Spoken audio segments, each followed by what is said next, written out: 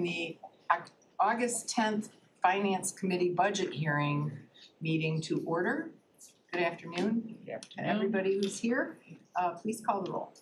Commissioners Rahman, Present. Long, Here.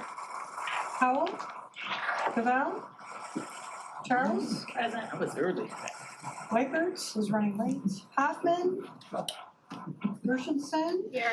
Ex officio, Marco. Here. Wiper's here. Oh, you're Oh, good. Thank you. Hello, Commissioner. He's on his way then. He's listening. No. All right, next up, would everybody please rise for the Pledge of Allegiance? I pledge allegiance to the flag of the United States of America and to the republic for which it stands, one nation, under One God, nation, under God, indivisible, and justice for all. justice for all. I know the Pledge of Allegiance and he started with today. He's like, I'm making a mistake now. Now must make me make a mistake with Bill Delayed. I'm like, and I know the Pledge of Allegiance got like, yeah. Okay, so we are ready to move into our budget presentations. The first one up today is the Department of Economic Development. So I'm assuming that's Sean Carlson. Sean. Please introduce everybody for us. Sure will. All right.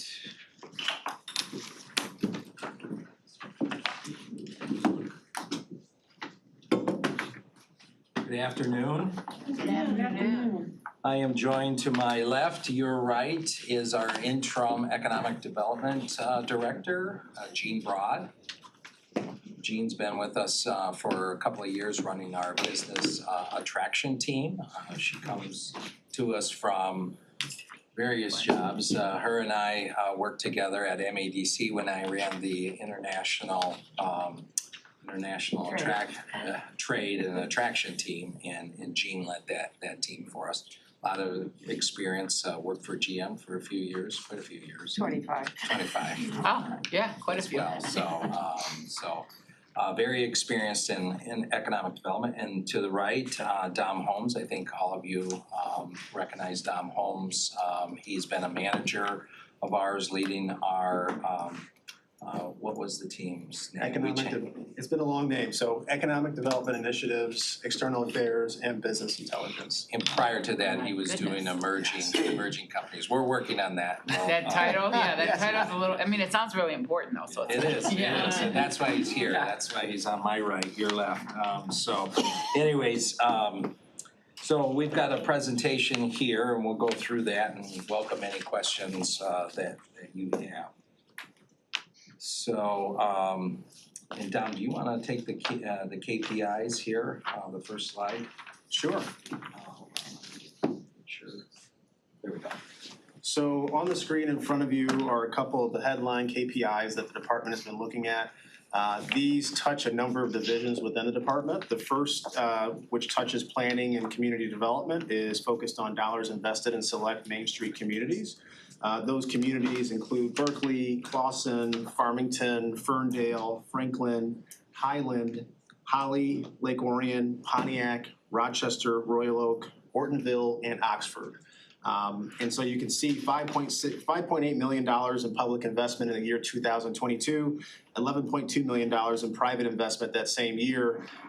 This is about what we expected coming out of COVID-19. We saw a sharp uptick in 2019 where there was a lot of mixed use and residential developments going into our downtowns and other communities.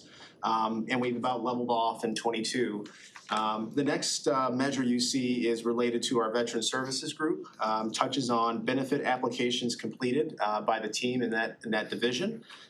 We noted a sharp increase in 2022 up to 2,590 or so applications being submitted with the help of our staff. Part of this is due to some of the work that our team has been doing to hold veterans fairs and have resources provided to different folks around the community. We average about 250 or so participants that are all veterans at each of our fairs that take place, and these are often a lead gen opportunity for our staff to work with them on benefits applications as well. The other item you'll note here on the page is the Clean Slate Program, which provides expungement services, is funded by a state grant. We had about 645 Oakland County residents apply for that program in 2022. We were able to support 254 records becoming expunged, and the work continues with that program. In terms of our business development division, as you can see here, we had a combined 563 meetings with companies across the community. That averages about 80 per month for our teams. And they do a great job of meeting not only with the companies, but with our partner organizations like Automation Alley, like the SBDC, and a number of other resource providers that we touch bases with regularly. And then the other thing you'll see here is the number of airport takeoffs and landings, a key measure for our Oakland County International Airport. We are forecasting a slight, downtick, if you will, for the calendar year 2023, just based on the numbers that we've seen through July, but still very strong in terms of the monthly takeoffs and landings, averaging just over 10,000 per month. So that is the KPI section. We've got some other slides, right, that speak to this, right? Yes, so just represented in graphic form here, you'll see the benefit applications year over year. Then you'll also see the breakdown of Clean Slate Program metrics. So for 22, we had about 819 total applications. As I mentioned, about 645 Oakland County applicants. From our Black, Indigenous, people of color population, we had about 497, residents who applied. 153 individuals received hearings with the judge. 214 of those hearings resulted in expungement, and 254 records total were expunged. So this is a key cog in the wheel in terms of our workforce development strategy for getting people back into the workforce. We have a pretty low unemployment rate here in the county, and we have to do everything we can to make sure everybody finds an opportunity to match up with an employer. So that's an important program for the department. With that, on the next slide, there's also a breakdown of the business retention and attraction meetings. As you can see, we've included a breakdown for our two teams in business development, one which of course is focused on business retention and expansion, so supporting our existing companies, and then the other team which is focused on attraction, which does a lot of work with our federal government partners, including the U.S. Commercial Service, to identify opportunities to bring companies into Oakland County, and they've had a tremendous amount of success doing that over the years. So that is a combined 475 company meetings, 200 plus partner meetings that they've done just year to date so far. And then if you look at the Oakland County International Airport takeoff and landings numbers, you can see the month-to-month carry what we're looking at.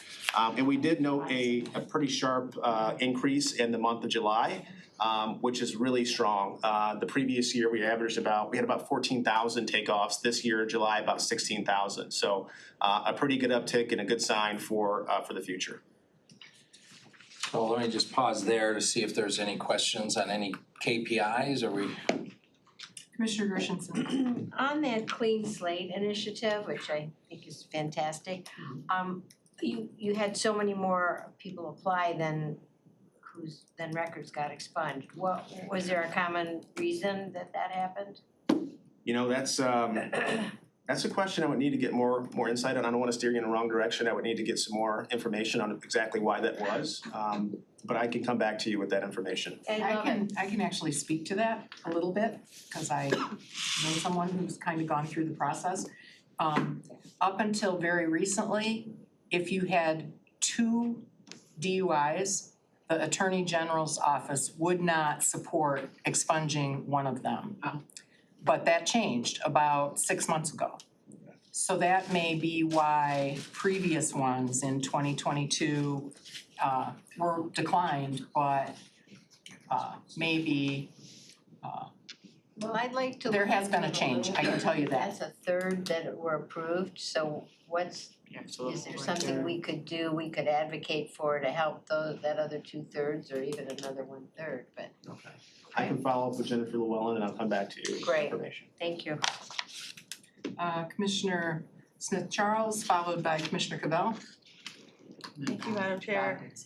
I'm sorry, I didn't see. Know you've got more presentation to give, and I appreciate you stopping and asking if there was questions. Yeah. I was gonna leave it for offline, but I might as well say, the clean slate chart, it says Oakland County residents who applied, and then it talks about Black, Indigenous, people of color demographics here. Speaking for Yolanda Smith-Charles, perhaps for my community as well, find that to be unhelpful. I have talked with many people in the Black community who find the POC part of this to not really capture what's happening in the Black community specifically. So I'd like us to really be mindful of that. When it says Oakland County residents who applied, it makes it seem almost that they're mutually exclusive, which I know they're not. So if we could see, data points where, I'm not just interested in the BIPOCs. I want to know what's happening in the AAPI community, in various communities, because again, it feels like hyperstimulation of Black people and poorness. And I just don't feel like there should be that correlation continue to be made. So if we could if we're gonna break down by those types of demographics, it really should be for all. And then we can kind of build from there. We'll take that question back to Jennifer Llewellyn. What I will say is it's a state grant, so it is possible that the state grant is requiring it to be laid out a certain way. I don't know if that's the fact or not, but we'll take the concern back. Thank you. For certain. Okay, is that it, Commissioner Smith-Charles? Commissioner Cavell? Thank you. Hey, when you have these retention meetings, what is the deliverable, or how does that meeting turn into a business staying in Oakland County? So the primary purpose of those meetings is to go out and meet with companies that are already in Oakland County to understand whether they have needs that are not being met currently. So we typically go out with our local community partner in addition to our partners at the state level. We look at whether they have workforce challenges that we can help them resolve with a connection to workforce development team here. We look at whether they have building needs that we can help them fulfill inside the county. Can we identify a community inside Oakland County where you could do that expansion as opposed to going to Genesee County or another place? And then we also look at any other things that we should be aware of, any trending issues on whole from all the company visits that we're doing to understand whether we should be developing programs or services to support companies. I should also add here that another reason why we go is also to keep tabs on any potential new facilities they may want to add or subtract, or it depends really a little bit about the size of the company we're dealing with, because we have some very small companies that are more, we want to find out what their service needs are. But for the very large companies, we want to know, are they planning to close the facility, or do they have other opportunities in mind? Do they have new divisions that may be coming up that we can try and make a bid for their work? And especially with the international companies we deal with, we try to stay in touch with them so that when they have, their parent company, maybe if we're going to go visit their parent company, we understand what their needs are. So it depends upon the specific company that needs what we ask them and what our objectives are. Yeah, and so let me pull up 20,000 feet for a second on this too. It's important, we've said many times here too, the way we look at economic development and businesses in Oakland County, of which we have 38,000 businesses in Oakland County, of which 37,000 are small businesses, defined by the federal government. So we look at local clusters and traded clusters. The data that you're referencing on the business retention and attraction meetings falls in a category of what we would call traded clusters. Local clusters would be your restaurants, your retail stores, your personal services, whether it's an accountant or a yoga or salon. That's all what we would call local clusters. Traded clusters, and what we're specifically looking to build around is our manufacturing, of which we have 2,600 companies, robotics, engineering services, and IT. Those are what creates the sweet spot for economic development. That is one of the reasons why this county is third in the country in regards to international investment. Fulton County out of Georgia, Traverse County out of Texas, and Oakland County are the top 3 counties in regards to international investment. And then that is large part because of our manufacturing base as well, and most importantly, our R&D from our engineering services. We have more engineers, Southeast Michigan does, concentrated in these 3 counties than anywhere else in the US.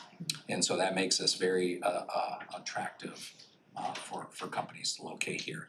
So we wanna make sure that we're getting folks to come here, but we also wanna make sure we don't forget about the Williams International companies who started their companies here back in the 50s, and other companies who've been with us along the way too. Because a lot of times MEDC creates their incentives around attracting, and sometimes we forget about the people who are always here in Michigan. So we wanna make sure in our department that we're not doing that. So when you do business attraction to bring in more, ideally manufacturing, robotics, or IT, how do those look? Is a lot of that working with MEDC? Right, Do you those wanna take deals that? to then, tax abatements and this sort of thing? I can answer that. Well, actually, we don't really focus on those particular 3 clusters when we do attraction. What we do is focus on our assets and why people would wanna come. And the main reason people wanna come to Oakland County has to do with our particular R&D capacity in the automobile and mobility areas. Since we're sort of a globally recognized force in those areas. Yeah. So when we go overseas, we tend to focus more broadly on looking for automotive mobility companies, and manufacturing companies, IT companies, sort of broad scope. We sort of take what we want. And a lot of them will naturally, we don't go necessarily as defined as saying robotics, but we will look for them. We work with, we do it 3 different ways. We work with the MEDC, they get leads. We participate with them on various missions. What we've been doing a lot recently is focusing with the Detroit Regional Partnership and trying to participate with them on their missions. The advantage being is that they pay for advanced matchmaking meetings, which tend to be very expensive, and so we can go along on pre-vetted meetings, and then we can, talk to those companies there. So we've been very successful in working with the DRP in terms of some of these, and we also set up our own meetings. So when we do that, we will spend time arranging meetings in advance with companies, perusing the lists of attendees at maybe a function we're going to, trying to figure out which ones may have an interest, or getting leads about who we want. But basically, it does get back to we look at those broad areas. As we get in further in the presentation, we can talk more about how we're trying to increase our visibility. One of the issues we have, although we are a leader in mobility, and we're getting more competition now from other areas of the world. So we have to rethink how we position and publicize the county to maintain our position. Munich, for example, is trying to sort of go after our position, and then we're also competing with a lot of southern states for investment. So we have new challenges. It's a more competitive world in terms of how we go about it, and we're trying to make whatever we do more efficient and targeted, and trying to figure out the best ways to attract those companies. And just to say, if this doesn't come up later, just to ask, and then I'll be done. With that, the attraction, what I hope to learn, or if you could share, what do those deals look like, right? It's not just telling people that we have a lot of engineers, like a transit millage and all that, right? There's money, there's leveraging these tax abatements, there's other things that I'm sure I'm not aware of, right? Well, most of the money comes from the state in Okay. terms of business development grants and other types of things. We can offer local tax abatements, but not all of our Not us as a county, but the local cities, the local communities that we work communities. with. Not all of the local communities want to do that, so Sure. it depends upon those.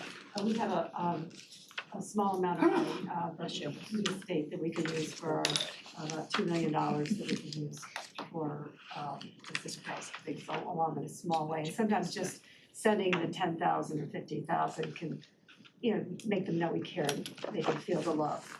So, but beyond that, it's really more helping them find a site, helping them make connections with people, making them feel welcome. And then, really going all out to do the research to help them understand, make partnerships. We set them up with potential partners, potential, suppliers.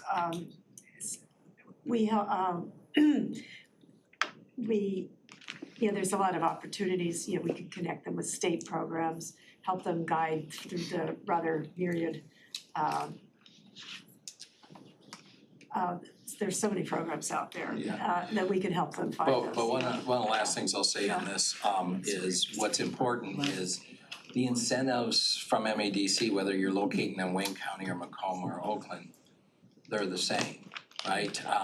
Communities will generally offer the same too, a local community in regards to abatement. But what's not the same, and the reason that Oakland County continues to win, I would say more than its fair share, if a company has decided that they wanna locate in southeast Michigan, they are picking Oakland County over Wayne and Macomb predominantly because of our quality of life, because of our parks and our trails, because of our 28 great school districts that we have. So it's some of these soft decisions that when they decide to make Oakland County their place of business, they wanna make sure that the employees that they're bringing here are part of a great community. So that's why it's important for us in economic development, not only to work with the business development, but also the planning and understand both of those things. Okay. So, Thank you. Okay, next up I have Commissioner Rahman. Thank you, Madam Chair. I just had one quick question. Contractual services I know has come down significantly. Last year we were at like 5.2 million, and now we're looking at Just for them. Tell them what page you're on, just for, I think it helps It's- them in the side. It's in the small book, page 58, and in the big book, page 380. And I know it's largely due to investment Automation Alley. It looks like 3 million was from Automation Alley. I just want to get clarification on two things. One, where that money came from, and two, our 1.6 is less than the baseline I'm seeing even from 2022. Do we have anything to continue propagating sort of what we started last year? I'm looking at Joanne just a little bit on Is that this. the art money? So yours, it's the carry forward that's going on, but we have other dollars for Project Diamond Phase 2 that will be coming in, so that number's gonna go up dramatically. I mean, So that's not reflected yet in these numbers? no, I don't believe it Got is. it, okay. Cause I know it was a huge investment and Yeah. the entire $3 million pot came in through last year, right? For this. You're talking about the World Economic Forum piece, that was the $3 million. Then there's the Project Diamond Phase 2 with Automation Alley as well. Okay, So, And as it's written here, it's the US Center for Advanced Manufacturing, and Raja wasn't here for that, so maybe Right. a primer on that. okay, I don't have that sitting in front of me, No, you're but good. yeah. So I don't know if I've answered that question that you're asking though. well, I just wanted to find out, I guess maybe if you could just clarify for me where that money came from and then do we still have that pipeline open or is that pipeline Economic done? Forum. Yeah, the US Center for Advanced Manufacturers located with Automation Alley. $3 million came from us and it was matched with $3 million from MADC as well. Got it, So, okay, but you won't see MADC's dollars in there. got it here. And then it's being distributed, I believe, over 3 years. I see. So, Okay, isn't that correct? I didn't see that. Yeah, was that 6? yeah, that's a 3-year contract. Thank you. Okay, next I have Commissioner Hoffman. Thank you. And then Commissioner Weipert, and then Commissioner Smith Charles for a second time. What do you attribute the decline in takeoff and landings of the previous In what? The decline, Yeah. the takeoff. Takeoff and landings of the airplane? You know, from the airplane. I mean, we'll ask Cheryl about that, but I mean, you do have an airport that predominantly caters towards these companies that are located in Oakland County. So this is an annualized number so it is through July. So if we take that for the full 12 months, that's why we're seeing the decline. But I don't know if it's companies perhaps tightening up and not traveling as much as they did the previous year. I was just curious. But we'll ask Cheryl that question and get back to you. Thank you. Good morning or afternoon. The decline that you see in June is actually associated with the major construction project on the airport. So we had one of our primary runways closed throughout the month of June, and that's why that number is dropped below what its average would be. The lower numbers in January, February, and March are purely seasonal, and they were on target. So our July number was very strong, probably the best July that we've had in the last 10 years. And our forward forecasting is really more related to what just general economic conditions are as opposed to any trends here at the airport, because it's all been positive at the airport. If that answers your question. I remembered that. That was good, Gwen. Good response, Sean. Quick Quick service. You remembered that. I telepathically sent her. I know, that's bizarre. That is nice, though. Okay, Commissioner Whitebird, did you? I pulled my request, but it was the same Same question. question, okay. Commissioner Markham and Commissioner Long and myself are on the airport committee with Cheryl, and we've been tracking that, and we were told about the seasonal. Yeah. 'Cause we're not seeing those the whole year there, and the July is awesome, so that's a good sign. Yep. And the question, I guess, that you're working with all our operators and finding out what the trend is, right? I mean, that's. Yes, I it's think part- Cheryl does. Absolutely. Yep, absolutely. And is a key, I mean, that's a key performance indicator. Yes. It is. What's happening, so. Right. What's going on? July, if that trend sticks, that would be good. That'd be great. And Cheryl informs us on the committee that they do work with all the terminal operators and. Right. Any other questions on KPIs? Yeah, Commissioner Smith Charles had a question. Right, so Madam Chair, I wasn't sure, like, is it all questions now, sprinkling popcorn questions? Let me just say, we're supposed to end at 1:45. Yeah, so. Oh, and he has a bunch of presentation, right? Let's let them move along Yeah. and then you can, Then she could be first. then you can. We'll just go through our slides. Yeah, get through your slides. So Jean, you wanna take this next one? Sure. So the next slide is some of the initiatives we're working to improve our performance, and I just wanted to focus on 3 today. First of all, the data collection, review, and analysis. We've been, one of our key priorities is trying to make the Salesforce system work a little bit better for us. We want to do better at being able to collect the right data and use that to make the most appropriate decisions. So we've been, at the moment, concentrating on more protocols in terms of what people put in the system and when to get timely information and enable us to not only just review it, but for follow through to make sure that we've got the information we need to follow through. And so we've been doing, some of this involves actually just training of people, other involves actually changes and tweaks to the system. And some of it will involve some new programs to help us do this even better. The second area would be alignment and coordination. This applies to a number of different areas. First, there's within our Department of Economic Development, there are a number of different programs, there are a lot of different activities going on, and so we want to make sure that we are doing as much as we can to break down the silos and to focus on coordinating communication among our people. So this gets involved in encouraging more teamwork on team projects, working across in different divisions. So that's been a high priority. This also applies to our local communities. For example, we recently had gotten a grant, regional grant that we're working on that involved putting in infrastructure for EVs. And so one of the key points of that project was a series of communication events that we're having with the local towns and villages to let them know, what the guidelines were, the best practices, where they should put EV chargers, how to do it. And so we're looking at more opportunities for communication with the areas. Then also, another focus is on working with our partners, and those include Automation Alley, Centropolis, Thrive, our nonprofit, but also the DRP, the MEDC, as well as even some private sector partners that can be very helpful in terms of contributing to programs.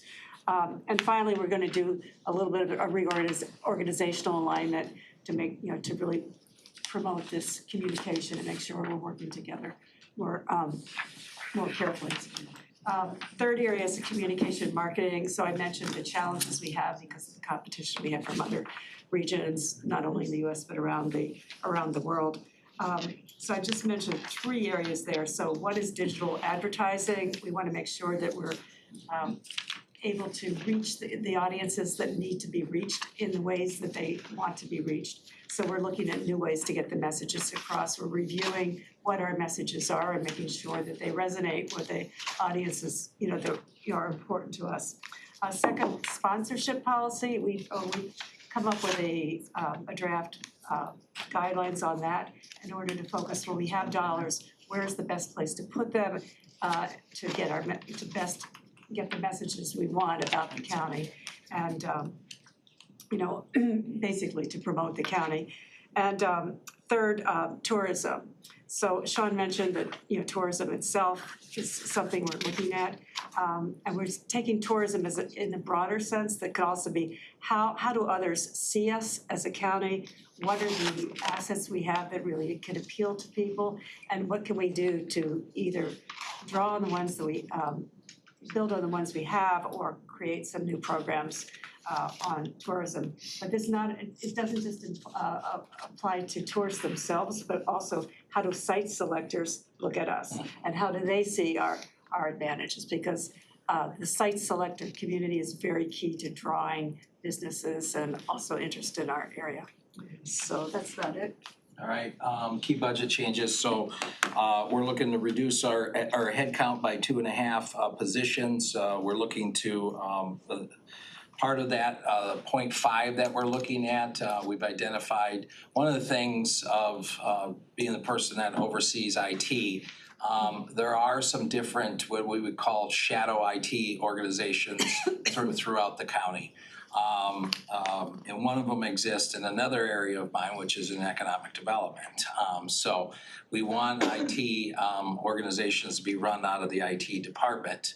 And so I understand the need for this and why it happened. Part of it was that there wasn't good customer service going on, and when people don't feel like they're getting attention, they figure out other ways in the budget to ask for requests. So now it's holding IT more accountable for making sure that they're delivering good customer services, and hopefully you heard that message from Rod Davenport yesterday. The other part of this is finding where there are shadow organizations that have IT personnel working in the department when they really should be responding and working at the direction of IT. So there is a position that we've identified in our organization. The person does a phenomenal job for us, but it is better for them to get their direction from IT. So we're gonna be covering half of their costs, and the other half of the costs will be absorbed by IT. It's important for us to lead the charge on that and start to demonstrate that we shouldn't have shadow organizations popping up. What we need to do is be holding ourselves accountable for providing good services. So that's an example of that. We have 2 other vacant positions that our intention is to help with a little bit more career pathing within the organization. When we come back with a reorganization, we're gonna have a couple other opportunities for people to come into management roles, and so we're gonna make a recommendation to this group with a reorg and a separate meeting. But we're asking for the remaining dollars to go over to professional services, as opposed to asking for an increase, trying to live within our budget. And then the other thing is transit division. So these are key changes, right, that the millage passed, and so transit's been developed, put in economic development That's something that you all know. The third bullet up there is we are talking about a triannual budget. We're not talking about next year, but one thing that we should be putting in the back of our minds for FY '25 and '26 is looking to allocate a portion of the funds that we receive on the state convention facility development tax to make sure that we're supporting. We've got to support the Showplace in Novi. They're starting to lose to conventions down in Detroit. So is there an opportunity for us to set aside a portion of this tax that comes back to us? Normally it just gets rolled in the general fund and gets distributed everywhere else.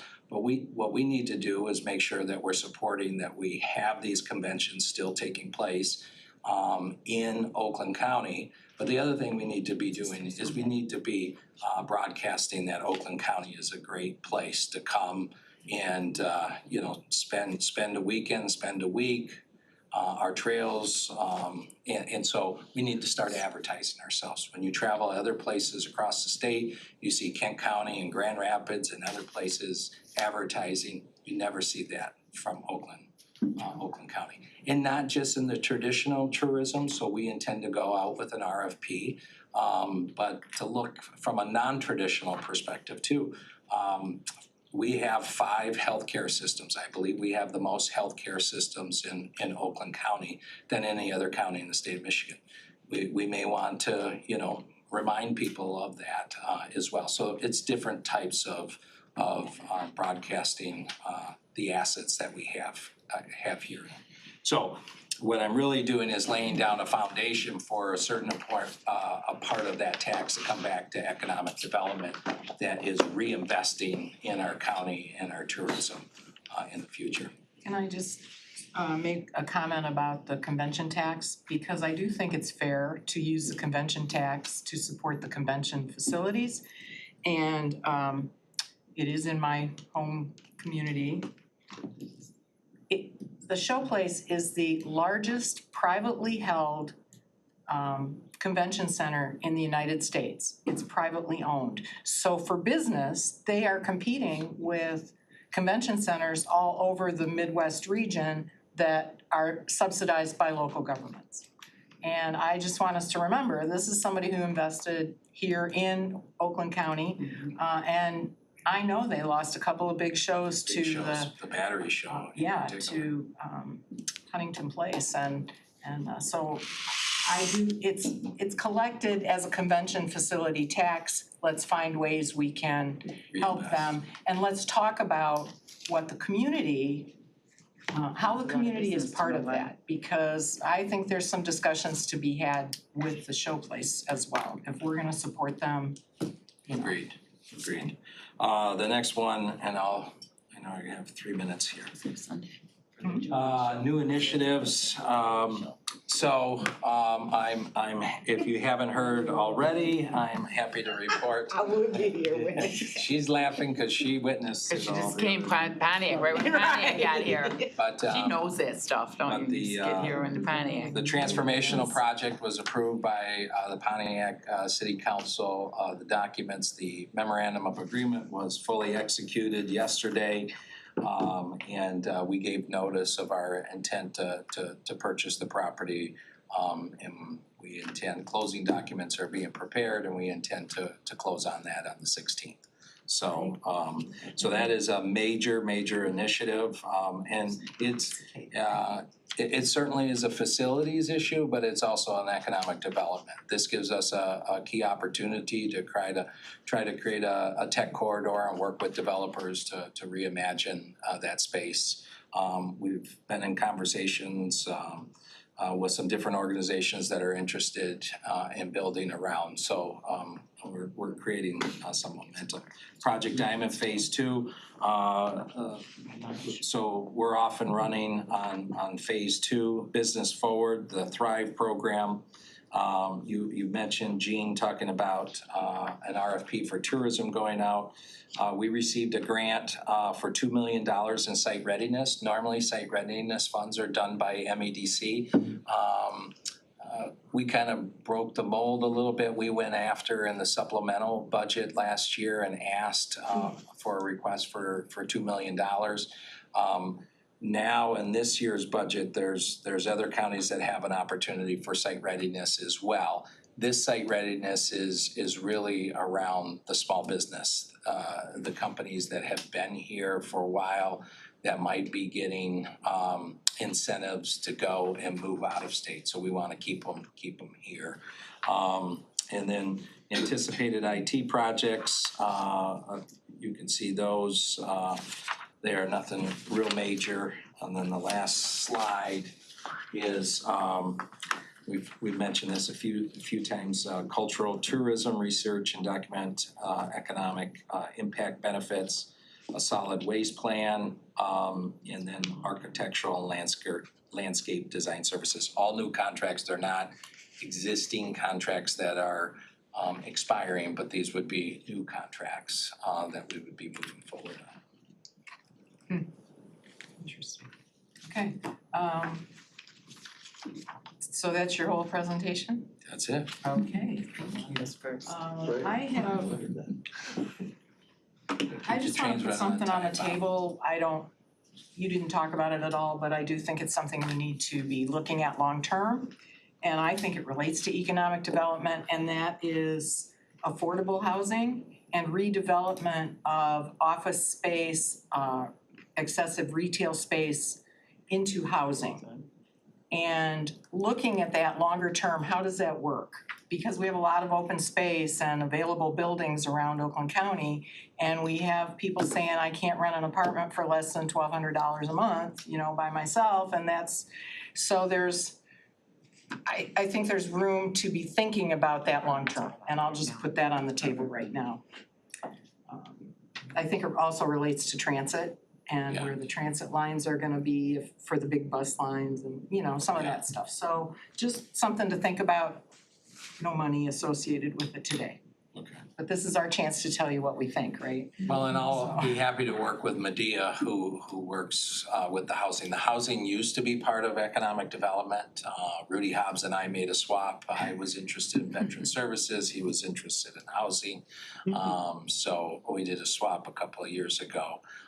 Typically, housing does fall under the economic development umbrella. Medea's doing a great job over there, but I'll definitely bring this issue and we'll work together on it because it makes sense. Okay, unless anybody else, I have 3 people here who are lined up to ask questions. I'll start with Commissioner Charles. Thank you. And we're already crunched for time here. Economic development, so important, so vast. It needs more time. I guess I'll say it and leave it at that. I was looking at page, I don't even remember what page now. I think it was 380, 379. Yeah, 379. Where it talked about seminars. I don't know if that's what you spoke about earlier, but the actual for fiscal year 2022 was 1,780. Adopted budget is 50,000. And so just curious, that's a large it's not an adjustment, but from actual to adopted. I'm also curious, what is the sale of maps? I thought with our various GIS contracts and things like that, that was kind of like a service people were able to get from the municipalities. I'm wondering if residents can even take advantage of it. But I'm just curious about the sale of maps. And then this massive 686,000 with refunds prior year expenditures, just how does that kind of work when it comes to those other revenues, refund prior years? Well, we still have people coming in for maps. Matter of fact, there's a gentleman around this table right now, there's, still looks for maps. Wow. I didn't call him out. He's here every day. Geographic challenge. Are you paying for those? But we still provide mapping services. This goes back to the one-stop shop. The one-stop shop it's better for us to be in the communities. We're in the communities now as opposed to everybody saying come here. But there's nothing from the one-stop shop from a services perspective that we stopped doing. So we still do provide maps for companies and small businesses that come in. So that is still a service that we provide. Developers, Conferences. municipalities, fire departments, and local communities, yes. But I thought we were giving that to them almost like gratis. So it sounds like no. No, okay, that's fine. It's not a sword I'm gonna fall on for today. Did you say seminars? Yeah, What line was that? 632065 in terms of the line, charges for services, seminars, conferences, and it's a revenue stream. So I'm just thinking, we're expecting more. I think that came in through the VTM Yes, conference that we did sponsored at the showcase. This, VTM stands for. It's vehicle technology meetings. It was an advanced mobility, business to business matchmaking meeting and that we did Have we last month. cozied up to them for more of Yeah. a like 3 or 4 year contract? So we were able to raise about $70,000 from This is local an partners. international group Yeah. that came over and hosted Yeah. at the showplace. So we got, I think, $10,000 from Macomb County, $10,000 from the DRP, $25,000 from MEDC. That all had to do with, some of that money we got last year, some this year, so that, but that's what that line is. We're not, we could do it 2 years from now. It was a pretty successful event. Everybody who went really felt that the meetings went well. We're evaluating whether we would do it again, so. Thank you for that. And just the 686, how do we end up with refunds for prior years? 686. It's page 379, it's the Fund 670570. Under revenue, other revenue. Refund prior years expenditure. And that was from 22, so perhaps that's carryover from 21 to 22? I can't speak to that. Oh, yeah, it doesn't show Could up be a really for carryover, 23, or it could 24, be a reimbursement. You know, sometimes we pay things out and then get reimbursed later from the state. Yeah, it's probably that. It's probably a carryover. Yeah. All right, I will leave the rest for my colleagues. Thank you. All right, Commissioner Rahman. Yes, Thank that you. might be. The same thing, in the interest of time, I'll keep it brief. I know Commissioner Markham had mentioned affordable housing, we talked a little bit about transit, Open 80 initiative. But is there anything in particular the county is doing to attract and retain young professionals, recent college graduates? You know, you think about this flight, everybody talks about, you know, everybody's leaving Michigan, Metro Detroit for Chicago and these other big cities. Is there anything we're actively doing to try to hold on to some of those things? I don't know. I think there's a number of programs available through our workforce development, division. They created apprenticeship program opportunities, and a number of opportunities to meet employers where they are and help them find young talent. But there are, certainly some answers that we can get from Jennifer Llewellyn and bring back to this group. And at the state level, Governor Whitmer has created that new initiative. John Ricolta is one of the co-chairs of that, to sort of look at ways to stop population growth. And that item of attracting people back is part of the what they're looking at right now. They're supposed to have a report out, I think, by November. It's a statewide initiative. So certainly we've been asked to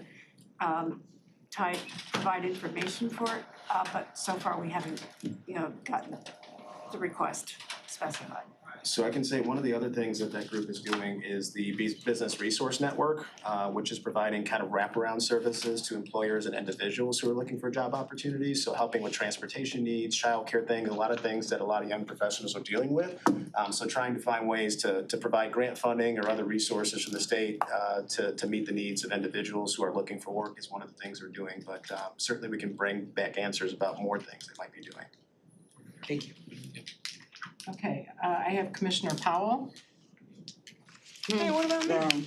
Well, I know, but you've already had a question. Commissioner Powell has. Okay, I get to decide. Right, my bad. I didn't mean to catch you mid-snap. No, right. Okay, I got one question. The county executive is recommending $721,000 for professional services in fiscal year 24. This represents over 33% of the contractual service budget. What anticipated programs will the professional service contract support? Yeah, so I think this is the pushing of the 2 vacancies over to professional services, so that's where the growth is. But a part of that is accounting for a tourism RFP to go out and possibly a consultant to come on as well. That's one of the main things that we're looking at.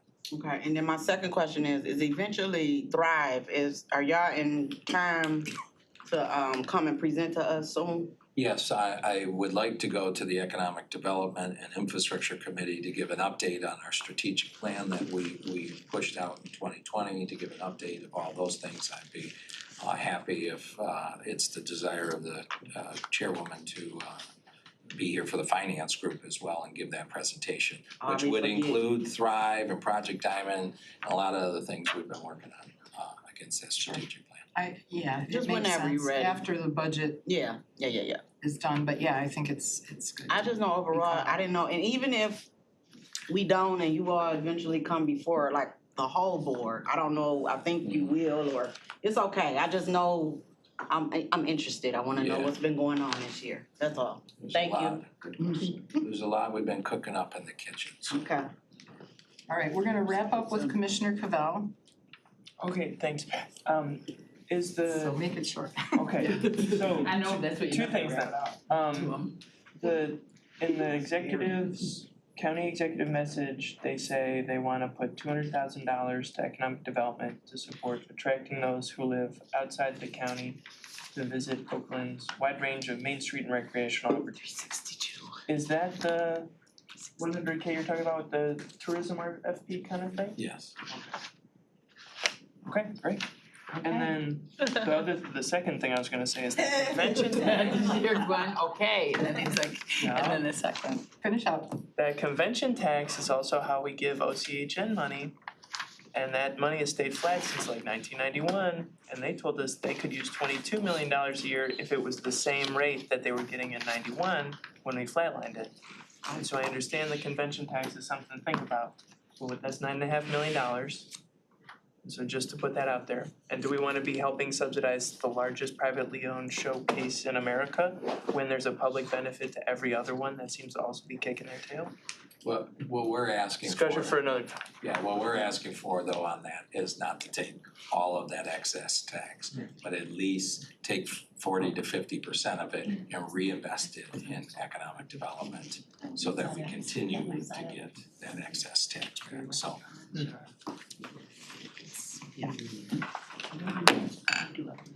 All right, is that it? Okay, if that's it, we are done with economic development. Thank you so much for coming in today. Very Thank you interesting. very much. Hope you were taking notes. And Charlie, you and I can talk about the show Okay. offline, cause Okay. I will say, Page I had mixed 362 is the next feelings one, from you the guys. first time they were talking. Mm. And I've watched it grow and happen, and I've never, had a lot of mixed feelings along the way. So right. you and I I get can you. have a good conversation. Well, and it's gray, right? Cause damned if you do, damned if you don't kind of thing. If we don't have it, I hear you. Okay. Ajay too. Convention tax in this. I hope somebody reported. No, they just put so much. I don't know. I didn't see it, but I know from talking with OCR, they did their It's not like they just put it back and $9.6 million a year. They're different We get too. that we just put in general fund. Good people. And then we use it for all sorts of stuff, right, like paying people, jail shit, whatever. So they're saying they wanna take 50% of it. They want $2 million to go towards advertising for the Blair family, which is fine. Oh, no, you're right, yeah. But also, it doesn't go to the Children's Village or the animal shelter, or, you know. Looks like there's plenty of them anyway. Yeah. Questions? Oh, boy. Okay, yeah, it'll be faster today, because I talked about a lot, that was just the item, but they didn't talk about it a lot, so. Let's have questions. Yeah. It's early.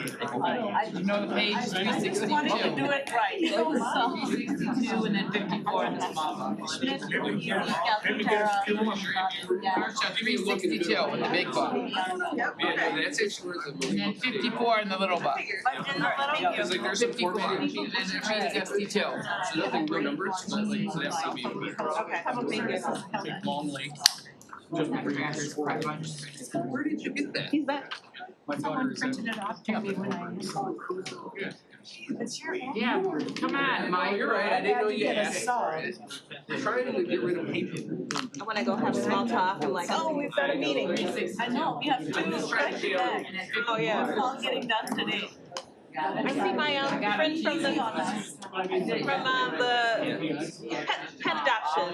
You're here today. Chris, did you guys see on social media, there's a new dog?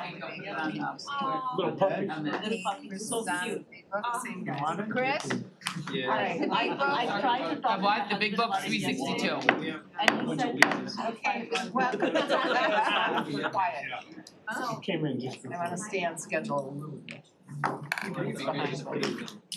Alright, next up, we have public services, and I see Barb has sent her able associates to speak on her behalf, so introduce yourselves and tell us what you wanna tell us, and then we'll take questions afterwards.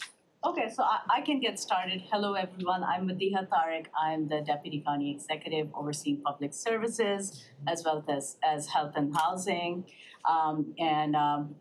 Barb, I hope you'll all keep her in your thoughts.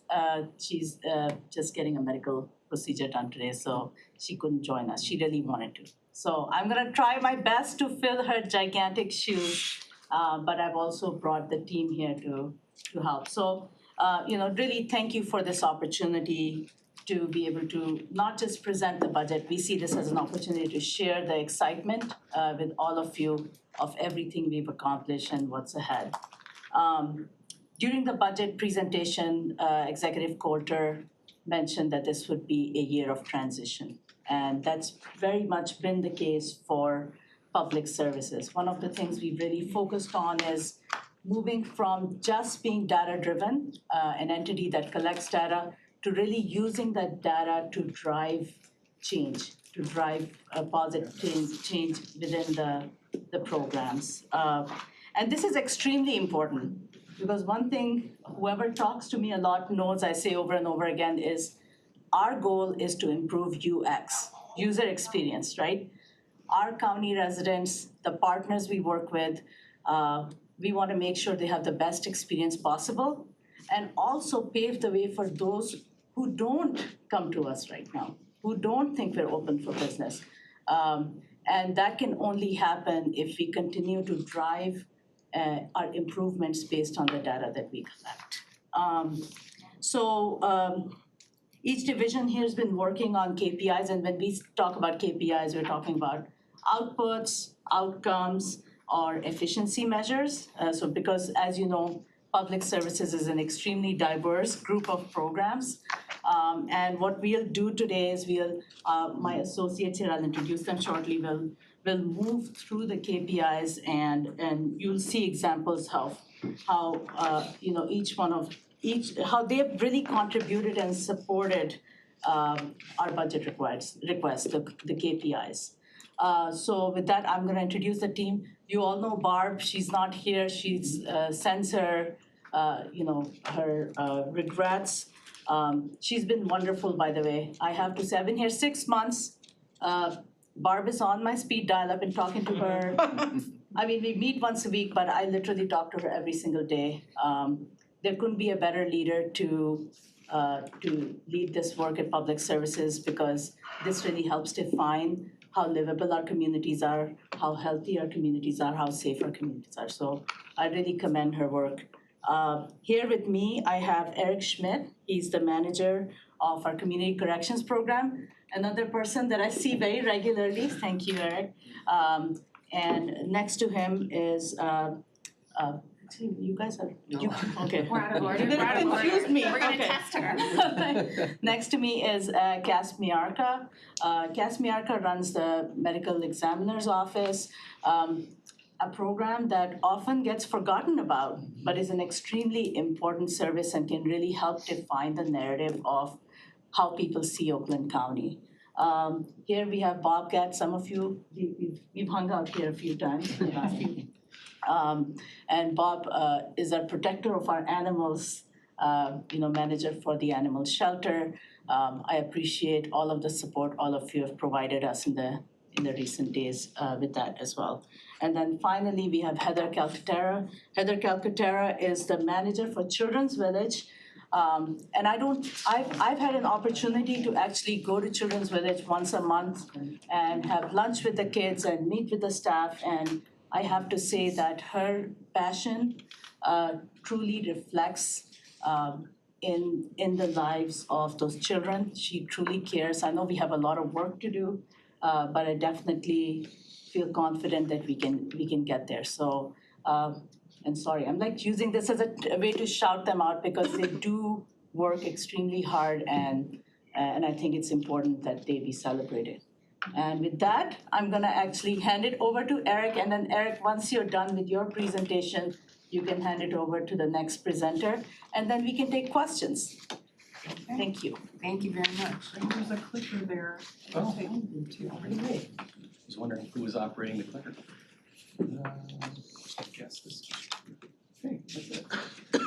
All right, so the KPI, the key KPI, we have over 30 in community corrections for all of our various programming. But this one is one of our key KPIs, and it's defendants on pretrial supervision who remain arrest-free. And so that's obviously while they're in the community pending their criminal case. And this KPI meets our budget priority, which is to fund alternatives to incarceration, programs like pretrial supervision, and it meets our mission to maintain public safety. And so this KPI also reflects the county executive's goal to keep residents safe from crime and to ensure that all people are treated fairly in the criminal justice system, and also to put defendants and those involved in the system on a path to a more productive life. That's the wrong way.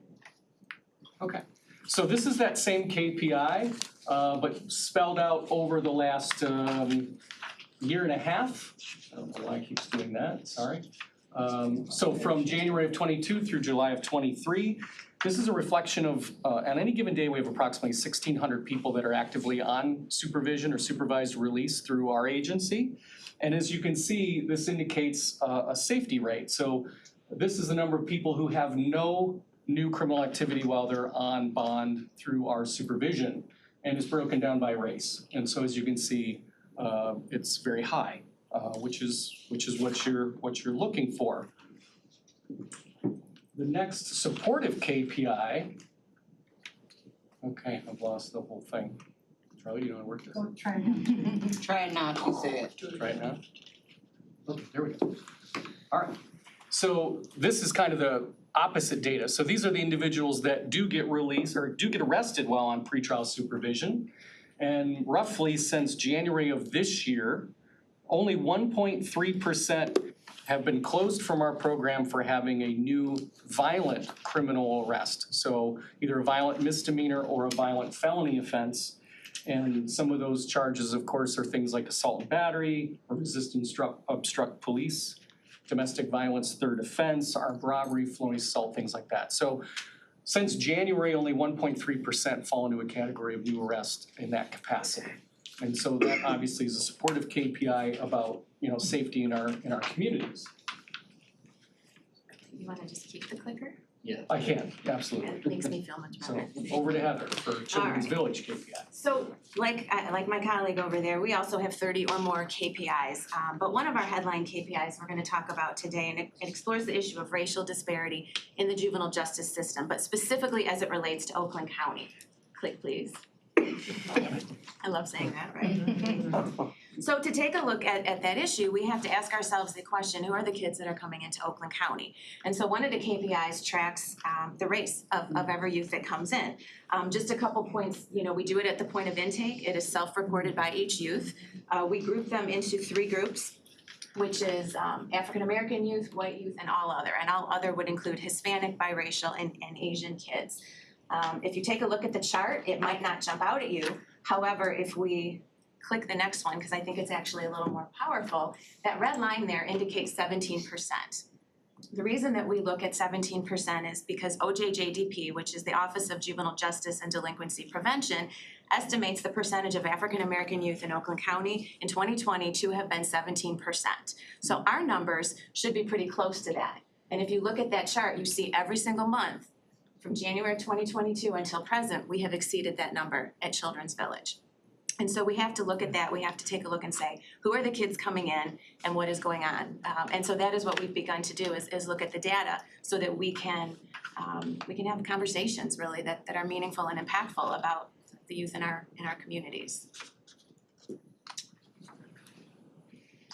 All right, so the animal shelter's next, and we also have an array of different KPIs, but we narrowed it down today to talk about the number of animals placed within 14 days of coming into the shelter. Keeping in mind that we have no, as we talked about yesterday, there's really no control over the number of dogs or the type or breed or demeanor of dogs that come into the shelter because we are required by law to take all stray dogs from our service area. So the graph that is up there now shows, we thought it would be very important to talk about the number of animals in the shelter because that certainly affects the percentages.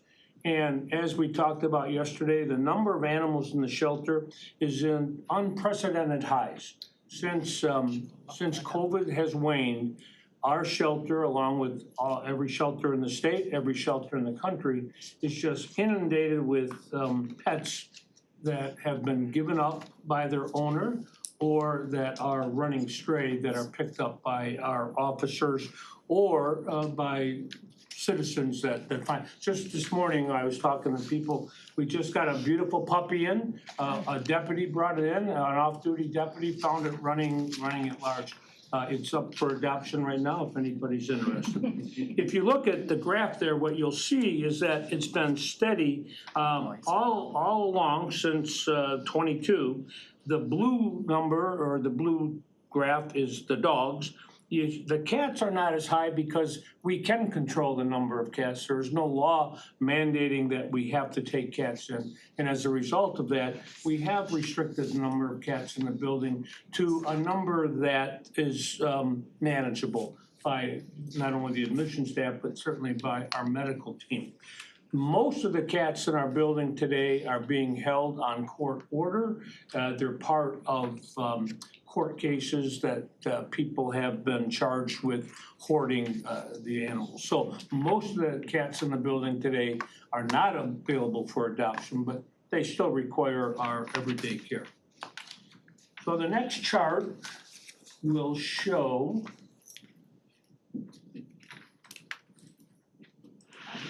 there we go, the number of animals that are placed within 14 days of becoming available for adoption.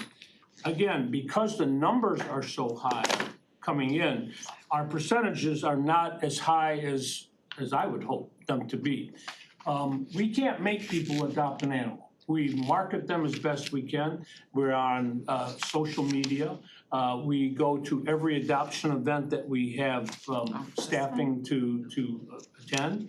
We just got done with the Bissell Pet Foundation event. When that started about 6-7 years ago, ladies and gentlemen, the people would be lined out around the building and maybe around the corner. There'd be hundreds of people coming in to adopt an animal from the Bissell Pet Fund because it was low cost. It would be very likely that we'd adopt 25 to 30 animals a day. The Bissell Pet Fund event just ended last week, and it was a 2-week event, and we adopted about a dozen animals. So it's just not there. The people, the desire for animals is not where it was. As you all know, if you own pets, it's very expensive to own a pet today. The cost of owning the pet has gone up, the cost of food, the cost of supplies, the cost of the veterinary help. And if you can find a doctor, because a lot of vet offices either closed or curtailed their hours since COVID. So these are the numbers, and as a result of what happened yesterday, and we'll talk more about that in a few minutes, we hope to see these numbers improve dramatically. We're going to be open a little bit later at night, a couple days a week. We're going to be open on Saturdays. So if we're open more, we hope to attract more customers and have these animals moved out. Okay, so a couple of things I want to go over. You want to go to the next one. So number of autopsies performed, we wanted to highlight this a little bit. Right now, we're up 14% compared to last year. Even if we remove our contract with Lapeer, we're still up 8%. Some of that is driven by our drug-related cases that are up by 19% compared to last year. Our suicides are up 16% compared to last year. The only good part of this, our homicides are down 45%. So we've seen a significant reduction in the number of homicides that are coming into our office. So we wanted to kind of bring some of those numbers up. We're trying to evaluate that to see what we can do. Obviously, getting some statistics out to people and helping them get the message out, and we're hoping that can maybe curb some of that. So go ahead to the next one. One of the things that we did at our office when we started looking at the KPIs, our goal is to get to a death scene within 1 hour after it's been reported to us.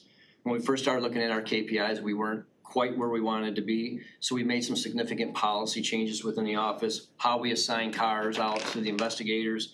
And as you can see in this chart, we're getting really close. The numbers are going up. We're almost 80% every month as we're reaching those calls. There's some things we can't control, the type of scene, the delay for the law enforcement to actually want us there. But in most cases, we are reaching that 80% mark. Go ahead to the next one.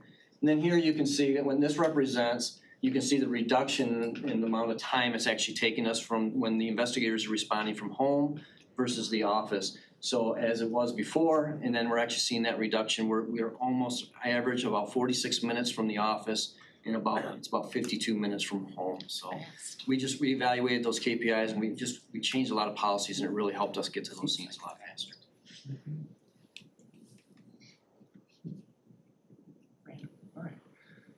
So working to improve performance, back to community corrections, we're working on a number of IT projects that are gonna allow interfaces with our case management system and various applications which will automate a lot of the things that we do. So one of those things is, in simplicity, is tracking all of the court dates. So for roughly those 1,600 people that we supervise, we need to know when they have court because we write activity reports and compliance reports and various updates to the judges about what's going on with a particular individual.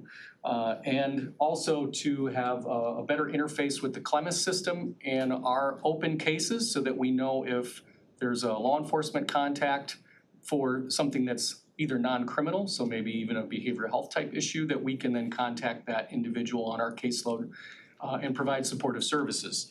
So that will definitely bring efficiency to our office as well as improve services to the people that we are servicing. And Children's Village is very similar to that. We talk about the kids that are coming into the village, but we also need to look at why they're coming into the village.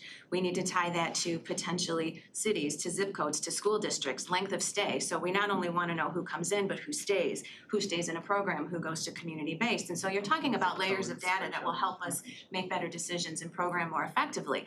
The problem is right now we've got a spreadsheet here and a software system here, and so we don't have a universal system where everything kind of speaks to each other so we can gather this. So it's a very time-consuming task. So we're looking for additional improvements to our data collection and our software so that we can do it more efficiently and more effectively, which obviously is an impact to our services. So. And at the animal shelter, I hate to sound like a broken record, but the staff is so excited with the news from yesterday. And we're already making plans and charts, and we're making schedules that will keep us open 2 nights a week and on Saturdays. And we believe that that's going to impact our numbers all up and down the board, and everybody's very grateful and thankful. And in our office, believe it or not, technology does help us quite a bit. So we recently installed a Lodox imaging scanner. We estimate that it saves us about 80% time when we're actually having to image a body. The Lodox can image a body within 13 seconds. Wow. And a full body scan within 13 seconds, where before we had to keep moving part to part and all over, it would take 45 minutes to an hour. So we believe that this is gonna help us, and it's more high definition, and it'll actually allow the doctors to see more than what they were in the past. And you could do it with a bag closed too. Yeah, we don't have to pull the individual out of the bag. We just put the bag on the table. And it's all automated. And actually, it's a safety feature for the attendants because they can actually run everything from the computer from the other room. No exposure to the radiation any longer. more sanitary overall. Yes. All right, and some key budget changes for fiscal year '24. Due to high utilization in community corrections in a lot of our programs and services, we've leveraged money from the State Office of Community Corrections in our grant application process. And so we've requested 2.5 positions. One would go into the pretrial services investigation and bail recommendation team. The other into our pretrial services supervision electronic monitoring program, which are both bursting at the seams, and to help fund a gap in the sheriff's office medically assisted treatment program. And so I'm happy to report that in seeking those funds and an increase of roughly $240,000 from the state grant, it appears that we will be awarded those positions and the funding for those. So we're just gotta jump one last hurdle with the state board on Tuesday, where they would vote to adopt the proposals from their own office. And usually those go through as directed. So that's very breaking news. I was hesitant to talk about it, but I'm confident that that will go through next week. Obviously, I'll be updating you as we accept the grant application and we move that process forward. And Eric, just to add to Eric, I think this is such important work because Eric invited me to a presentation where they talked about how 2/3 of all population in the US that are incarcerated currently are pretrial. I mean, a lot of these folks, we don't even know if they should be in there. So it's not just a matter of being just or unjust, it's also a waste of taxpayer dollars. So having services where we can keep people that are pre-trial, out of the system is beneficial to the community. Thank you. So at Children's Village, we have appreciated for many years the jail trustees helping us out with our laundry services. I know it's been talked about at other meetings, but during COVID that stopped because of changes in population and a lot of challenges. We don't see that returning, and so what we had to do within our existing budget is just move $70,000 from one account to another to cover that cost. But that just kind of shows you the value of the service that we were getting all those years. And at the shelter, obviously, as a result of yesterday, our staffing budget has gone up. We also asked for a small increase in animal supplies and animal food costs, which have gone up exponentially over the last couple of years. And from the medical examiners, obviously with the case numbers going up the way they are, medical supplies are increasing. So we'll have to have an increase in our medical supplies to help us cover those. In addition, what didn't make the slide was there's a lot of our equipment's well over 20 years. So we're in the process of replacing some of that and getting some new instruments, which again will create more efficiencies for our office. And when we move to our major initiatives under public services for community corrections, it's been I'll just say a long time coming, but our trauma-informed peer-led reentry or our mentoring program, which is being done through Nation Outside and Safe and Just Michigan, has finally reached implementation, and we started referring to the program through our Step Forward services in July, and we now have almost 20 people in the program that are actively involved with mentors from Nation Outside. And we also applied last year for the National Institute of Corrections Behavioral Change Training Initiative. We were awarded that training, and it will kick off actually in 2 weeks. So that will be both hybrid and in person, and it's a well sought after training initiative for behavioral change for those that are involved in criminal justice related activities. And this will happen in our Step Forward program, post adjudication type case management. So lots going on at Children's Village, lots. But the three that we're going to talk about today, the first one is Transitions to Success Training. And actually Medea became aware of this initiative and is bringing it to Oakland County and to the Public Services team, and I believe also to others. I've not yet been trained, but I'm very excited because it's essentially a system of care that's going to address poverty issues, and it's going to help us deal with those issues more effectively because we know poverty impacts every aspect of our families, and if we don't address that the right way, then I think we fail to address other issues. So very excited to deal with that. We're also taking a look at our Children's Village programs, not just the programs that are in place today, but the programs of the future. Juvenile justice is changing, not only in Michigan, but across the entire United States. And so we want to make sure that we're well informed, we're making the right decisions based on the type of youth that we're getting and just current trends. And that leads right into the next one. right now, there's a lot of pending legislation related to juvenile justice. Everything from expansion of the child care fund to a 75-25 split in favor of community-based programs. That actually goes into effect on 10/1. We're very excited about that. There's legislation that may make the minimum age of court jurisdiction 13, which would eliminate, or not eliminate, maybe reduce kids under the age of 13 coming into facilities. You know, we do get kids sometimes 10, 11 years old in detention. It takes a look at potentially the development of a screening tool, a detention screening tool that would happen before youth is detained. So it would be a more informed decision, and it would be maybe universal throughout the entire state of Michigan. For the first time ever, at least to my knowledge, there is a residential advisory committee commissioned by Governor Whitmer to look at residential programs and juvenile justice options throughout the state. And I could go on, but there's a lot going on in terms of legislation. So to do our work and to do it well, we need to be up to speed and well informed on all of these initiatives. At the shelter, we have two major initiatives for fiscal year '24. The first one, I'm just elated to tell you that Michigan State University Veterinary School has agreed to partner with us to send their third-year students for 3-week externships with our shelter. Now, that to us is a big kudo to our shelter that we're so proud of. It'll be an externship unlike most others. Sometimes these students will go and work with the doctor's office and they learn a lot of spay neuters and maybe other surgeries.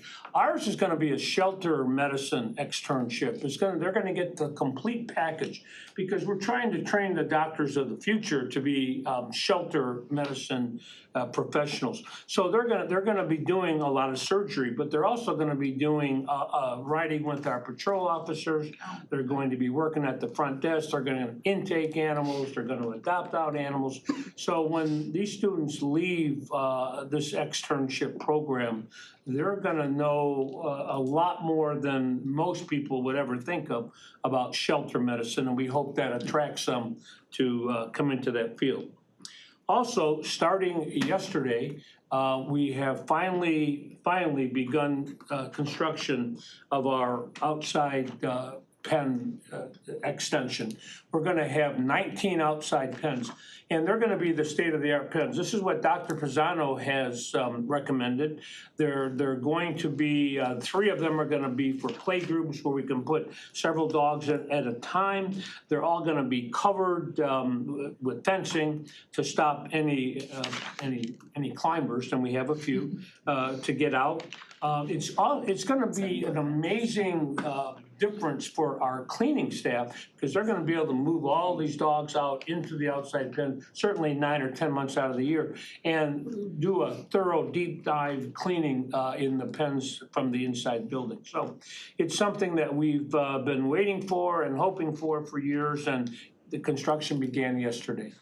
They say they'll be done by Halloween, so we're hoping. And from the medical examiner's office, we are looking to pilot a program with the state of Michigan and our vendor that provides our software for our records management system. Where when a name of a deceased is entered and there's records in the MyHIN system, it would automatically come into our system. That will save us time in having to send a letter, requesting, faxing, so those records will be readily available for the doctors rather than waiting 1, 2, sometimes even a week for those records to come in. So we're looking to try to pilot that program with them.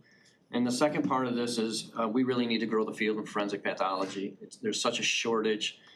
It's hard to find doctors and people that want to do this kind of work. So what we're looking at right now is a collaboration with Mott Community College where they have a program in place. It's a certificate program where they're training autopsy techs. And we'll bring them in and allow them to do a 400-hour internship with our office to get them that experience. We're busy enough that we can get them that experience, teach them every aspect of it. Then they would be able to use that on their resume. So we believe that's one way to grow the field. Yeah, and for, in general, over in public services, obviously there's a lot of bail reform bills that have been introduced. They may get public hearings this fall. So we're working to prepare ourselves for our responses to those bills that have been introduced in that capacity. Also, Community Corrections is involved with the Advancing Pretrial Policy and Research, or APPR organization. They're a national think tank. We again applied for technical assistance, and they're gonna take Oakland County through about an 18-month process in working with all stakeholders in the criminal justice system, as well as even victim advocates, social justice reform individuals, and impacted citizens to really revamp the whole front end of the pretrial system, from everything from the workings with the prosecutor's office or public defender's office, indigent defense, community corrections, pretrial services. It's quite a large undertaking. We just kicked it off in June, and so there's a lot more to come there. And also, as far as hate crimes, county admin, Barb Hankey specifically, and Medea have been involved in trying to do RFPs, or they have done RFPs to try to get focus groups involved with impacted components of our communities to understand why hate crimes are underreported. And it's my understanding that through that process, they haven't been able to get somebody to handle those focus groups or respond to the RFP that met really the needs of their asks. And so they've gone through 2 different rounds of that. The last time no one bid. And so they're looking to sole source this as a next step, since they've kind of ticked those things off of the list, so to speak, to get to maybe a sole source working group there. So that is still obviously a strong initiative that will be going on in FY24. With that, I think, are we ready to move to questions? Okay. All right, we're gonna start with Commissioner Charles. Thank you all for your presentation today. Sadly, my comments are geared towards Children's Village only. I recall last year sitting right over there and hearing some of these same demographics. And when it comes to childhood experiences, we don't get to remake those times. I'm incredibly irked that of 100 young Black kids walking down the street in Oakland County, 50 to 60 to 70% of them are considered in Children's Village, when there's only 17% of them in our county in total. Like, I wouldn't even be able to sleep as a professional knowing that those numbers were happening. I would be looking under every rock to figure out, what are we doing wrong? Like, it's clearly not the sheriff. The sheriff would have brought this up in their presentation yesterday. I don't know if it's the school systems, but this is like low-hanging fruit. I'm curious, your presentation didn't show how many white youth live in Oakland County. How many do we have? I don't have that number, I'm sorry. What about Asian? I don't have that number Hispanic? either. Pacific Islander, but Black, we know for sure, okay. How much money would it take to stop the overpopulation of Black kids at Children's Village? I don't have that answer either. Okay, I'm complete, thank you, Chair. Can we get answers for that though? The information eventually, can we get the answers for that? Thank you. And I will say, I mean, that's some of the things that Heather mentioned in the last slide are geared towards that, right? It's really about looking at things upstream. We want to look at every aspect of this, this cycle that we can control, and look at it deeply and see how we're going to change it. So that's why we have this assessment. That's why we're focusing more on the family approach, doing more care coordination with the families whose child may have touched Children's Village. And I think, the second piece is something we all have to do collectively. I mean, this is the ugly reality that exists in not just this community, but many. We are open to have those conversations. Like, if there are things that you see that we can do differently, we are open to talking about that. Is there specific information that you want them to? Everything she just said. It's just really sad. Bulk I mean, it's numbers. over a year later. Numbers for and those all of the numbers- populations, Yeah. for sure. Would it help if they understood more how people or how children Yes. arrive in the village? Yes, and so this, Because you run the village, but 100%. you don't oversee the mechanisms that bring those children there. So this, just to be candid, right, this is a full day in and of itself. This presentation is worthy of an entire day, maybe multiple days of conversation. But yes, so Children's Village accepts youth that are detained and court ordered. So we don't have the ability to reject youth. We don't make the decisions on the front end, and that's not throwing blame at anybody that does. But in looking at our numbers, we said we've got to take a look at this because we've got to start digging. And so we have begun to have meetings with other stakeholders, which includes the court, which includes the prosecutor's office, to have these conversations. We started doing data based on the kids that were coming in. Now we're doing a deeper dive, so we're not just saying who's coming in, we're saying who's coming in with what charges, who's coming in and how long are they staying, who's coming in from what zip code, and by the way, what school district, because all of that is correlated, right? That could be trends in maybe reporting of things like school truancy from one district to another. But Erica's absolutely right. So there's a series of steps in the juvenile justice process. Children's Village is one of those. We don't control who comes into the village. We don't control how long they stay. We don't control if they stay. We're here to collect the information and share it so that we can have the meaningful conversations that need to take place so that hopefully we can make better decisions moving forward. And you know, to add to that, like what we can control in this is when they're with us, can we help them as much as we can? Can we create that continuity of care for the family so that there's no, we don't end up seeing them again? Our goal isn't to be bigger, our goal is to be more effective. So when you talk about the Children's Village of the future, I don't know, I don't have a crystal ball in terms of exactly what it will look like, but our vision would include community-based options. Not all youth need to live at Children's Village to get the services that we need, and we know that, and we have known that. Now the good news is the Child Care Fund is being reallocated to support that fact, and so there will be more supportive services for community-based options. And so I think we're gonna see some promising things in the future. Well, that's good to hear. Is that it, Commissioner Charles? Okay, next I have Commissioner Rahman, followed by Commissioner Long. Thank you, Madam Chair. First off, I appreciate the presentation. I was very impressed, actually. I'll tell you, we've sat through many of these, and the fact that there's so many of you that put this together, I thought it was very succinct, very comprehensive, and very easy to follow. So I just wanted to give you credit and acknowledgement for that. I do also appreciate the KPIs. I think they're great that you are at least tracking the things that you are and have transparency in sharing them. I know the data is not necessarily good data or what any of us necessarily want to hear. For me, it's brand new. I know several of the other commissioners have seen some of this data before, so I don't really have any comments on the data itself. But to your point, the fact that we are tracking it means that at least now we have some knowledge or some data to do something with. And to your point that we're not necessarily in control of who's at Children's Village, maybe let's look back in the system and figure out how we're getting to this point, I think is a great start. So I appreciate that as well. Two quick questions, one for Mayor Gatt. As far as the animal adoption, do we currently have any ability or facilities to do any remote adoption processes, or is everything handled here at the county campus? Oh, no, we go out to various locations that invite us and have adoption events. There's one coming up in Novi in the fall. It's a matter of staffing. And as we talked about yesterday, since we were not open on the weekends, and most of these external adoption events happen on the weekend, most of the staff were not interested in working the overtime because they were working so much overtime, as we talked about yesterday.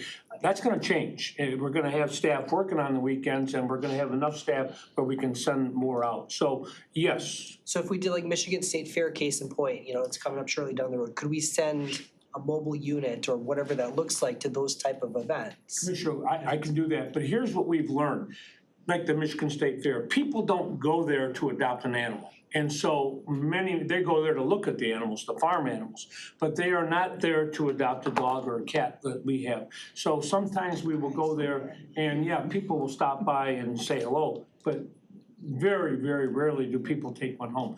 Where we go, where we're invited, is because there's adoption events, and we might be there with other rescue groups or someone, but we can go to the Michigan State Fair. I mean, Just a thought. I trust your understand. expertise. We were there the first couple of years they were open, but with no success. Well, the only reason I mentioned, like, anytime my kids go to any place with pets, it's always a request. They want Can we get with one.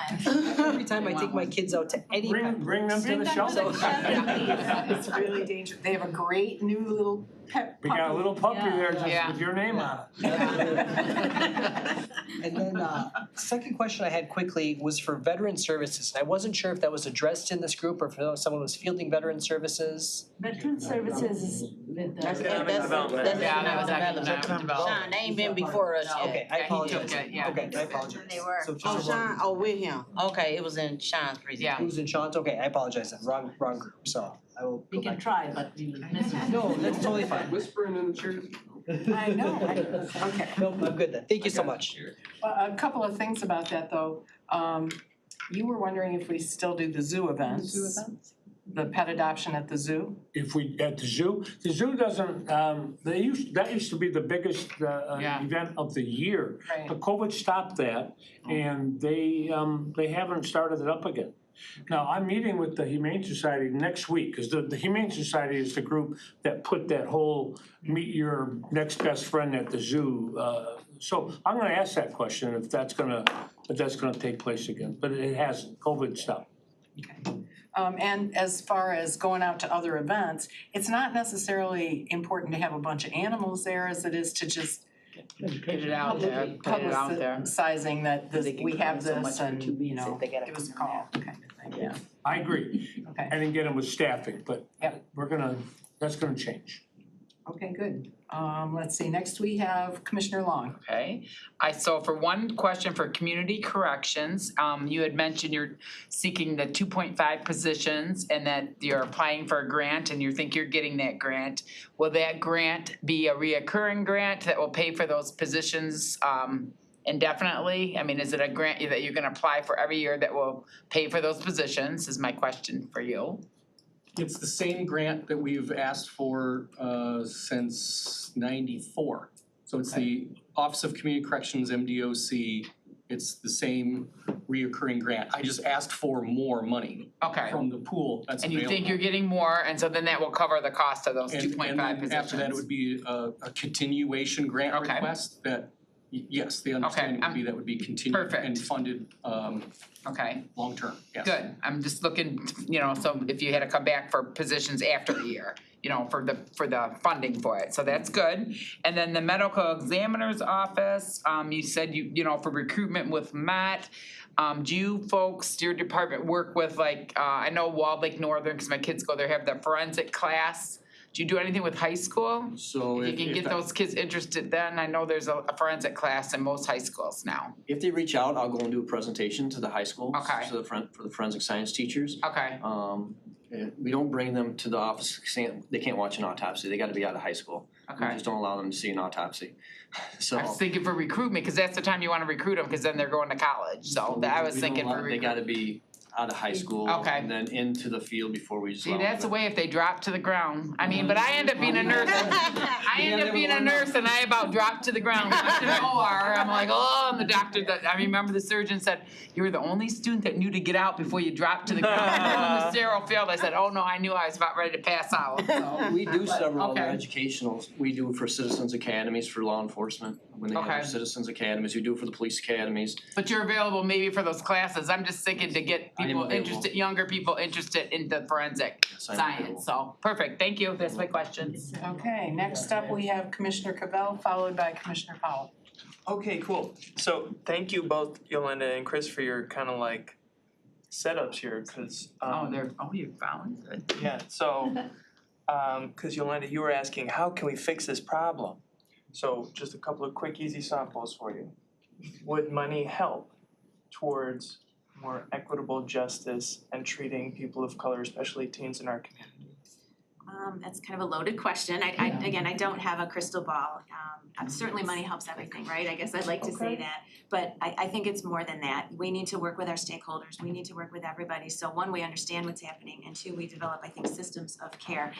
For a long time, it was Children's Village, period, and that was all on campus. And so we've, even before this legislation and before the reallocation of the child care fund, we began to do more in the community, trying to develop those steps. We do parenting classes. We were doing and still are doing what's called detention outreach, offering services to families not in our treatment programs, but in our detention programs, because we know there are stressors in the community that may impact justice-involved youth and families.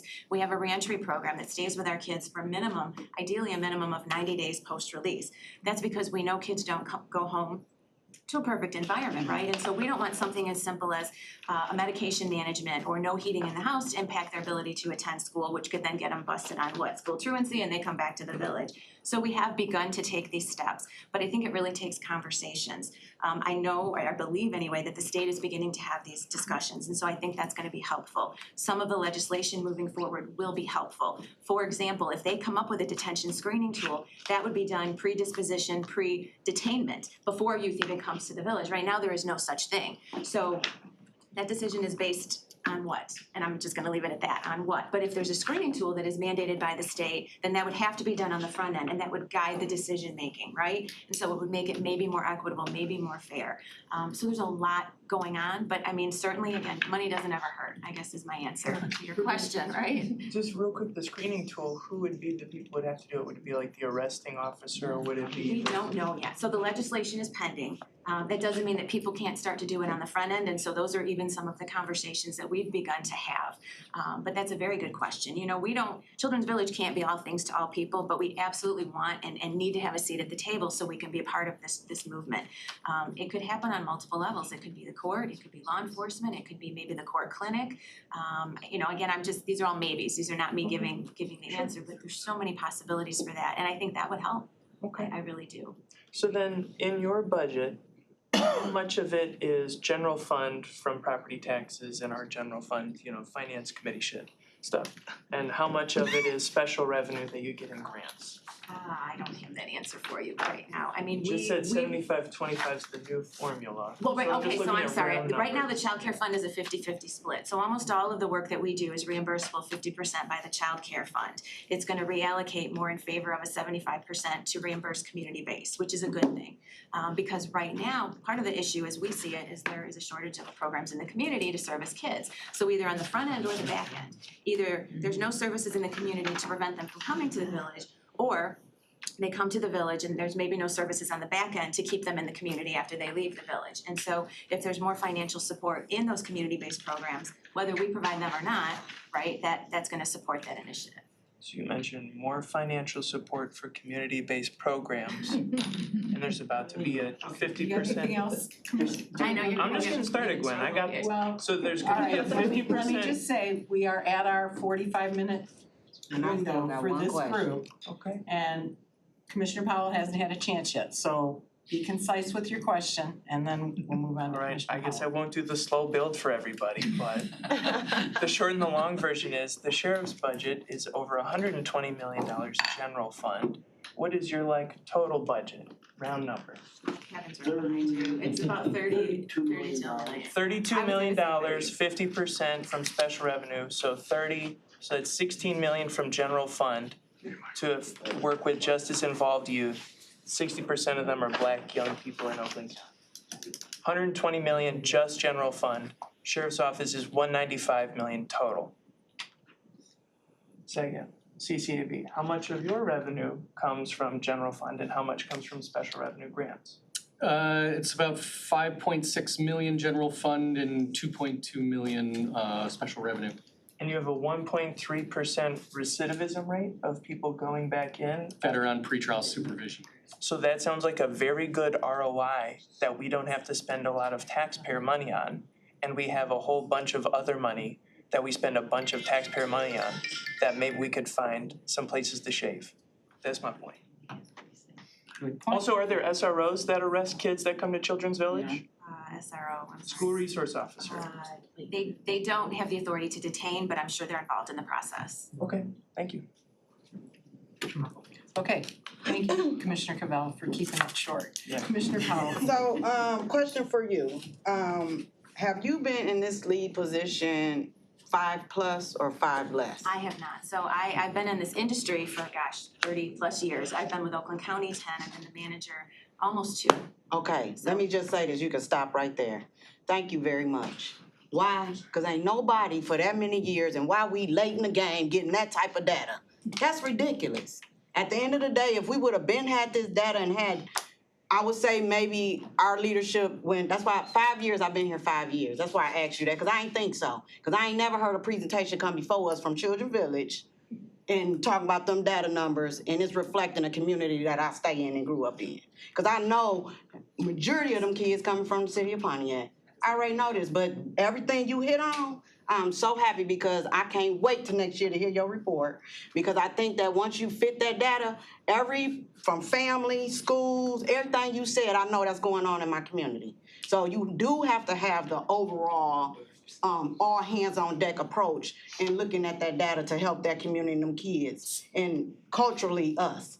So that's all I wanted to point out, because I knew it. I ain't never sat in this seat since I've been here and heard somebody say, well, this is what we're gonna check into. No, you're right. Children Village, send them here and see what they do. That's what the attitude has been. And the only reason why I know that, because I got family members that been in there. So I thank you. I thank you for your effort. Thank you. Okay, I don't see anybody else signed up. Commissioner Gershenson. Okay, so real quick, I was gonna ask that too, Yeah. because it was such an impressive report, and you brought up so many interesting ways to look at the problem differently, and I haven't been to Children's Village since before COVID, but I'm really looking forward to going, but am I correct in saying that the percentage of children that's there are not always the ones that are sent by the legal system? Aren't there some children that are there because of their parents? So there is a small population at Children's Village in shelter care. We operate a shelter with a contract through the state of Michigan. Those kids are referred through the Department of Health and Services and also through the courts. So there is a small neglect population. Are those children involved in your statistics? Are they included in your statistics? No, because these are broken down by delinquency charge. I wondered about that. Compared to the total population, that's a small number. Yes. Okay, because I thought maybe that would skew your numbers a little bit. And then Bob, of course, we would love an update on how successful the new staff is in adopting animals. Absolutely. Okay, good. The only thing I wanna say is, as a trained scientist, I love KPIs, and I think more than many of the presentations we've already seen, your group has shown us the real value, because it unearths data and situations that maybe we sensed or maybe we didn't, and it helps us really target on what's important and where to spend our resources. So I love KPIs. I like that you really intentionally are using them. They're not just some number that you throw up, but you clearly are working with them and trying to move the needle, and I really appreciate that. So that's all I have for this And a group. good presentation, I agree. Yeah, we That liked was your good. presentation. I think it was the best one so Yeah, far. because they coordinated so good. Are we at the beginning or the end? Yeah, we set the bar. Your first presentation, next one. They did, you coordinated good. You coordinated good. Two best ones, the next one's gonna also be number one. Yeah, it was real coordinated. It was very well coordinated. Yeah. We really appreciate it. A lot of information. Thank you guys. Coordinated though, they knew when they talked, they were good. We're gonna take a 5-minute recess. I don't know what.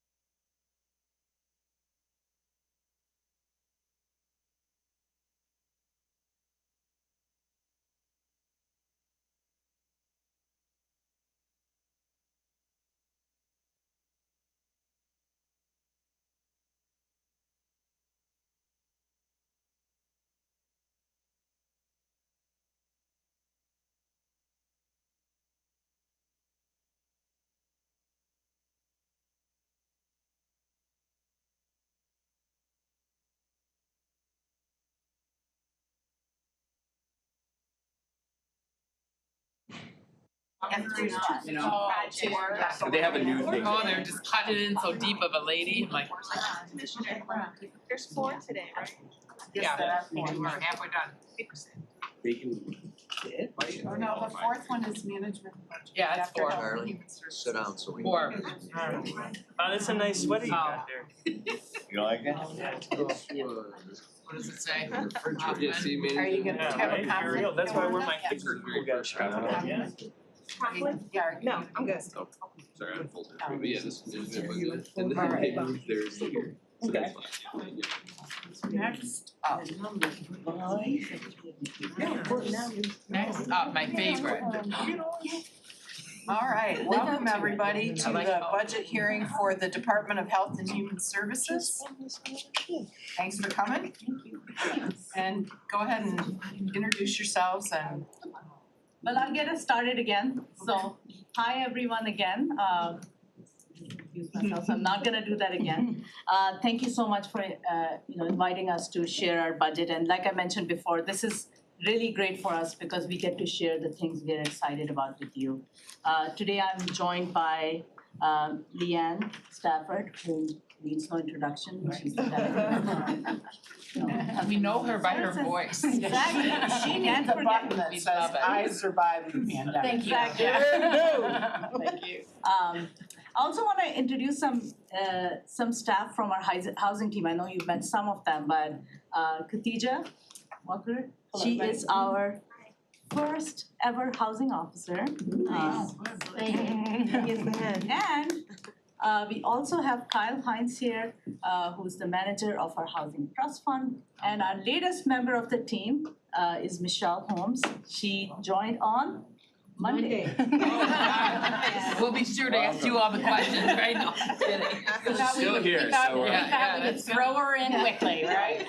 So this is part of her orientation program, and she's the coordinator of the Housing Trust Fund. And we wanted to make sure that we all know that there's one person that is missing today. And we're leaving a seat for her, so I hope that you will indulge us in that.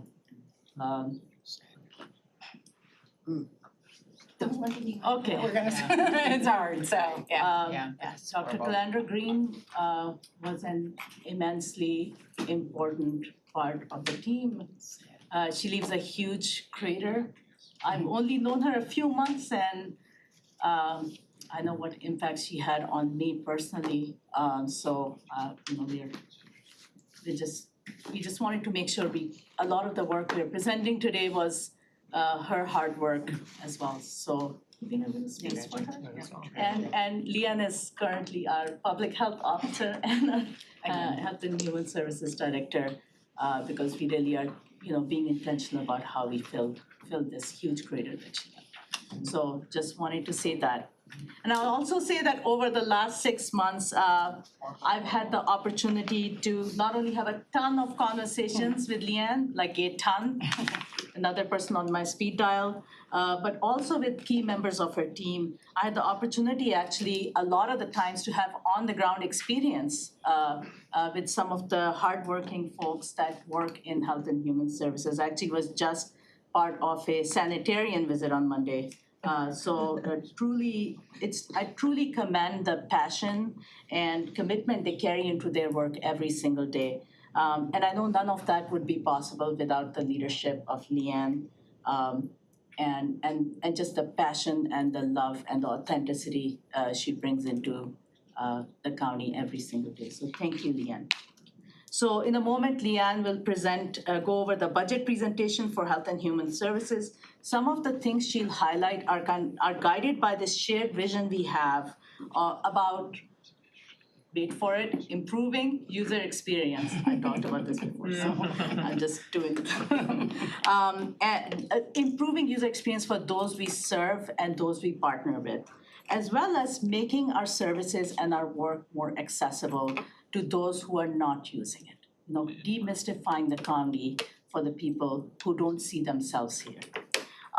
As public health professionals, we center our work around those who are most vulnerable. And this means addressing things like poverty and its subsets like housing. And this is why we're so excited that our health and human services program includes housing, because housing is health. You will see all of these values reflected in the KPIs that Leanne would present about, and we're just very excited that we have a great crowd here who shares our passion for health and human services. And with that, I'm gonna hand it over to Leanne. Thank you all. So our presentation today, we're gonna touch on a few of the programs in Health and Human Services. But for those of you who've been around, you know this, and you new ones, I look forward to getting to meet you so you can learn about our services. But the health division itself has over 40 programs and services, right? We have Health and Human Services alone has close to 450 employees. So when you look at our service level KPIs, we have close to 150 service level KPIs that we're monitoring. So what we try to do on top of our headline KPIs is really try to dig into our services, and we have 5 KPIs per service. So trying to really look at things like equity, right? How well are we doing? And so what I'm gonna show you today is really our headline KPIs in both health and housing. But at some point, right, we'll be back to talk about some of those service level KPIs. We're really looking forward to that transparency, because public health uses data all the time, right? To look at what services we should be providing in the community. Sometimes a service is not meeting its need, and so we need to relook at how we're offering that. And so public health uses data and has been using data for a long time. So this isn't new to us, but now we're doing better about that transparency part, which we're really looking forward to. So I'm gonna let Kyle, okay. So our first one, we did 5 headline KPIs. These are health division specific. And so the first one really talks about elevated lead levels. I don't think we talk enough about this in the community because this is kind of forgotten, right? And some pediatricians are very good about testing kids for their lead levels, but many are not. And so we're working to try to, number one, have every child, right, tested once, at least under the age of 6. This is a huge state initiative. I'm gonna show you in a second that obviously it dropped significantly during COVID. So we're really trying to put some service level attention to this with our Dr. Faust, right, being part of that, our nurses. There is some legislation coming that says all children have to have a lead test by the age they're 6. Right now, it's just recommended, but this is huge, right? It helps with learning, right? So there's so many things we can look at for this, but we are really looking at elevated lead levels. The next one was really about access, right? So that adults do not have a routine checkup each year. This is important, right? Just to see how you're doing. And this is something we look at for the Michigan Behavioral Risk Factor Surveillance System. This is something they publish on an annual basis. And so in 2022, 21.3% did not have a routine visit. And so we want to dig into that. And I'm going to show you in just a second what the percentages look like across, I think we have the race one up here. The other one is percentage of Oakland County children are food insecure. We really saw this during COVID, the necessity to get food to many areas in Oakland County. And so during the pandemic, this percentage went up to over 11% of children were considered food insecure. But then it has decreased a little bit back to 6.6, which is good. And that's because of the amount of, food and access to food that was available during COVID. But we know the COVID help has stopped, right? So we're starting to see increase in WIC enrollment, which is good, right? We want those people that need to be enrolled to stay enrolled and become enrolled. So that's actually a really good transition to the next one. So yes, we want people to be enrolled in WIC, but we want them to stay in WIC. They actually can remain in WIC until they're 5 years old. But we don't see that a lot, right? So our goal is just to keep people engaged through their first birthday, right? A lot of times it's too cumbersome for them, or prior to COVID, you had to bring your child in for a visit so frequently. And so a lot of that has been relaxed, which has helped a lot. We can do virtual visits with parents for educational sessions, which has really driven that percentage up. But unfortunately, after a year, only 64% actually stay enrolled. And if we look at Black and Latino children and families, less than 60% stay enrolled. So these are initiatives our health equity team is really looking at, is how can we increase enrollment and keep them active in WIC. And then the last one is the percentage of Black mothers with prenatal care in the first trimester. We all know if people have prenatal care in their first trimester, they're more likely to have a healthy pregnancy, right? Not be early birth. And so we have our teams out there, NFP, right? Your Nurse Family Partnership, our nurses in our communities, our community program that are out in houses, antepartum, postpartum, making sure mothers in all the communities in Oakland County are getting the needs that they have. The nurses that are out in the community, they are specifically trying to get parents or new mothers or pregnant mothers or families enrolled. They don't just say, here's a piece of paper, you should, go see a doctor. They are walking with, going to doctor's appointments to try to help connect people. They're going over and above because this obviously is a very, very important piece. And it really looks at infant mortality, right? Which is another big initiative that we are always, looking at. So the next one, I just kind of want to give some graphs. You can see over time how this looks. And so you can see access to care. If you remember ECHO, which has been around, Energizing Connections for Healthier Oakland, which is our community health action plan. This is one of the big initiatives we're looking at. It's access. How do we get access to people in the community, access to doctor's appointments, access to food, access to transportation?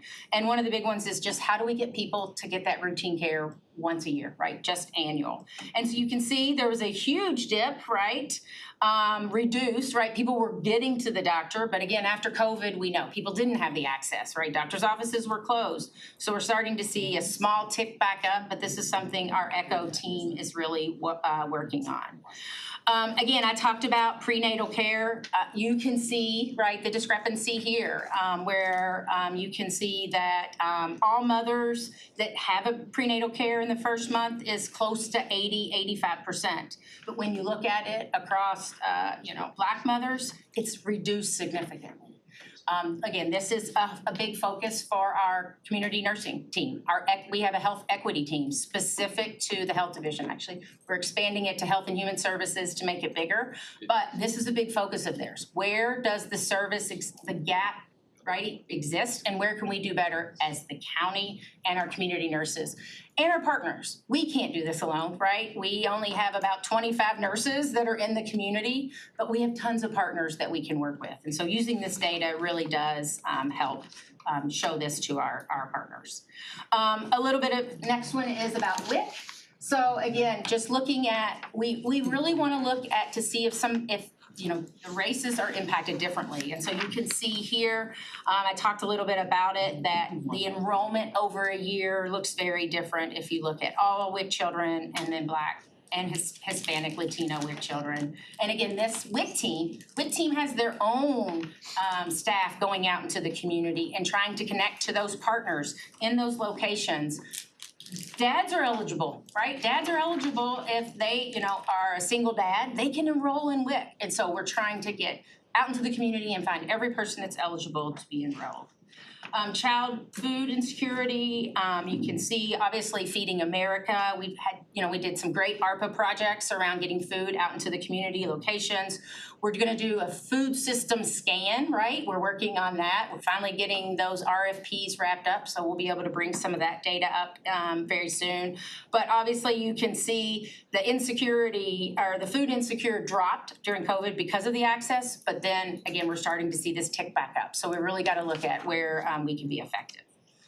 The last one for two more, sorry. The health division is really around elevated lead levels. And so I just kind of wanted to show you a graph of here. Again, this is a big initiative where we're going to start working with pediatricians where we can really impact those levels and make sure that everyone has that lead test early on so we can monitor it if it's a problem. The one I really want to talk about that I hope you all can really be advocates for, and that's really around childhood immunizations. And during COVID, we saw a huge dip in the mandated vaccines that were given to kids. Again, places were closed, people didn't want to go out. Pediatricians might not have been able to offer vaccines, right? So our immunization action plan team has really been focusing on this. And this is, we're looking, our big focus, obviously it's all children, but our big focus around ages 9 to 35 months.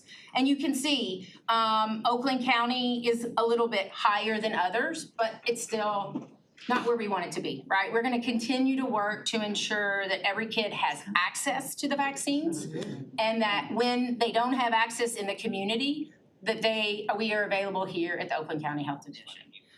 So we're really looking at the data where people get immunized, right? Where the gaps are in the community. And so that this project here is really looking at that to try to look across the county. The map, everybody always likes MAP. These are fully immunized toddlers. So that means they've met all their mandates up to 35 months.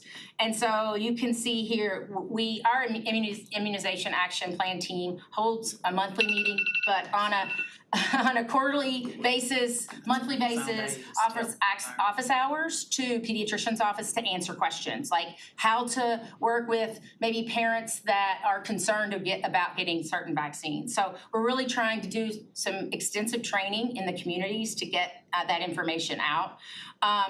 We do have waivers, right? But really trying to work through community partners, right, or other agencies to try to lower the waiver rate.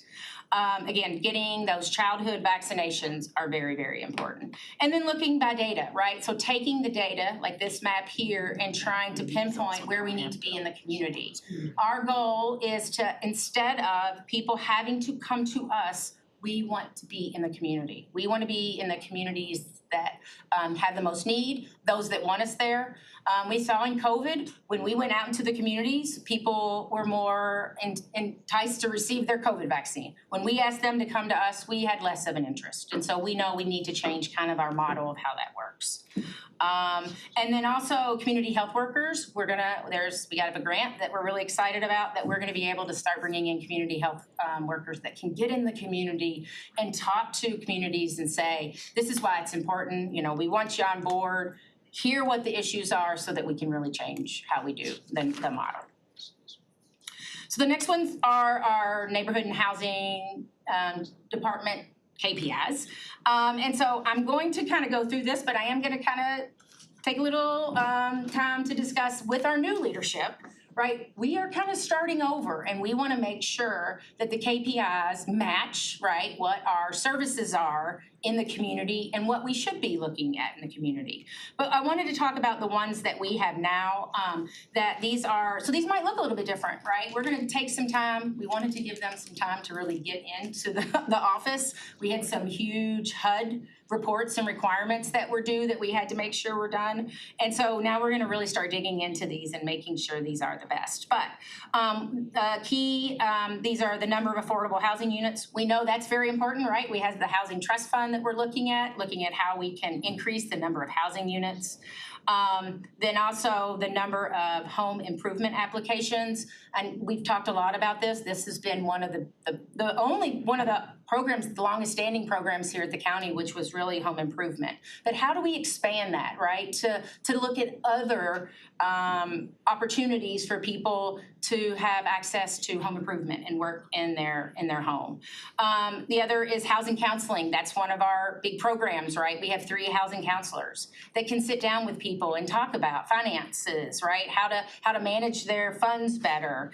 And so then the other one is the average time in emergency shelter. So these are things that we're looking at on a community basis.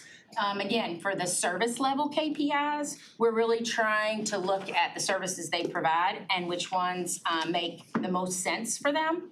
But a couple of just graphs I wanted to show really quick is the number of households that received home buying credit and then actually are counseling and actually purchased a home. So that means the counseling is working and then they were able to progress into buying a home. I think our housing counseling programs is probably one of the least known about in the community, and I think it's something that we are gonna work on to make sure people know about the importance of that and how they can contact us. And then the home improvement grant, this is looking at the number of approved applications by CDT. So you can see here, you can see it really good. Yeah, okay, good. Hazel Park, Pontiac, Waterford, Oak Park, Southfield, and Madison Heights. These are the highest number, right, of applications that we receive. So, again, a little bit of data that shows the work that the Neighborhood and Housing Development Team has been working on over the last many years. So the next piece, we're all gonna jump in here, and so working to improve performance. There we go. Okay, obviously we hired a new housing officer and our new housing trust fund manager group. Again, this really just pushes our new initiatives, right? So the importance of having, someone very familiar with the housing world coming in and really pushing these projects. And I have to say, the two, right, they came in together, both Kyle and Khadija have been here 9 weeks. And they have jumped in and met HUD deadlines that we have missed in the past. These two have come in and literally just kind of taken over and really created a new infrastructure. The staff are really responding to their leadership style, and I see our Neighborhood and Housing Development Team really moving things forward, and I think we're gonna see some really great things coming out of this. Something that I looked at and thought, Mediha, actually Rudy and I kind of talked about this, and Mediha supported it as well, is our Neighborhood and Housing Development Team was over in Oakland Point, right? Beautiful space, but they were there was no room for them to grow, and they were kind of over there by themselves, right? They couldn't be part of our Health and Human Services team. So, starting on Monday of this week, we actually are moving all of Health and Human Services under one roof in our North Oakland Health Center, The Daniel T. Murphy. Daniel T. Murphy building, so. Glad you're all moving there. We were doing lots of hoteling, right? Our field staff are out in the field, right? The building was almost empty, right? We clinic staff obviously on the first floor, but we really saw this opportunity to bring health and housing together and we're gonna save a ton of space. We're also gonna bring the MSUE team, which is part of Health and Human Services, over to our building. So we will be full, right, and be able to vacate spaces for the county to use that for other programs. And I just wanna say, this idea kind of loops back to what I was saying in the beginning. We really wanna create a one-stop, a place where people can just go from one program to another, because all of these things impact a person that's seeking services in our community. So, and I wanna give a shout out to our operations teams as well as our facilities team, because we may have called them a million times, and they were extremely responsive and understood the urgency of us doing this now. Thank you. And then the last thing is we're trying to centralize, so currently the health division obviously has some support staff, like our finance, Stacy Sledge is on here, she's virtual here to answer questions about our financial side, all of our contracts, our hiring, data, equity, and we tried to bring them more centralized. So basically they can support both health and Neighborhood and Housing Development. Neighborhood and Housing Development has 22 staff, right? So to have support staff directly for them, it was like there's 22. So we're bringing them all together to hopefully really create some efficiencies across. And then the last thing we're really looking at is clinic operations. Again, I kind of talked about improving the customer experience, but how do we get to the clients that need us the most instead of expecting them to come to us? Hiring and retaining nurses is not easy right now because there's, big bonuses when they're going to hospitals. And so this is something we know we're struggling with. And so we're really looking at ways that we can hire, retain, and also get them out into the community, which is what public health nurses love to do. So that is something that we're looking at as we move forward. Yep, I got that on the next one. And then again, key budget changes. We don't have a lot of budget changes, but the one is we shifted some of our support staff from directly under the health division to right under Health and Human Services so that they can support both health and neighborhood and housing development. So you may have seen some shift there, but that was really the majority of the shift. The major initiatives that just wanted to talk about, obviously the Housing Trust Fund. So I'm gonna let Kyle, if he doesn't mind, give a little update on where we are, because I know everybody wants to hear about the Housing Trust Fund, so I want to talk about what the updates are. Yeah, so we've been, once we have sorted out some of the HUD things that we were dealing with, we've been doing a lot of legwork and outreach for the Housing Trust Fund, building up interest from developers in state, both for-profit, nonprofit, and out of state. And we're in the process of assembling our board, and then we hope to have an application on the street in time for affordable housing developers to meet the state, Michigan State Housing Development Authority. They have their application deadline for 9%, competitive 9% tax credits on December 1 of this year. So we're hoping to get our application out on the street so that people can apply to us and get confirmation that conditional confirmation that they'll get an award from the Housing Trust Fund in time for their applications in December. And this will be huge. We've had 2 notice of funding availabilities in the division over the past 2 years, and we've received 3 applications. I intend and hope to have much more activity because of the interest in the Housing Trust Fund, and people know that there are funds there available. This county has given money to this in support of affordable housing, so I think people are much more excited to be able to work here. So I hope to have next year better KPIs, actual data numbers to show the amount of units that we're able to support.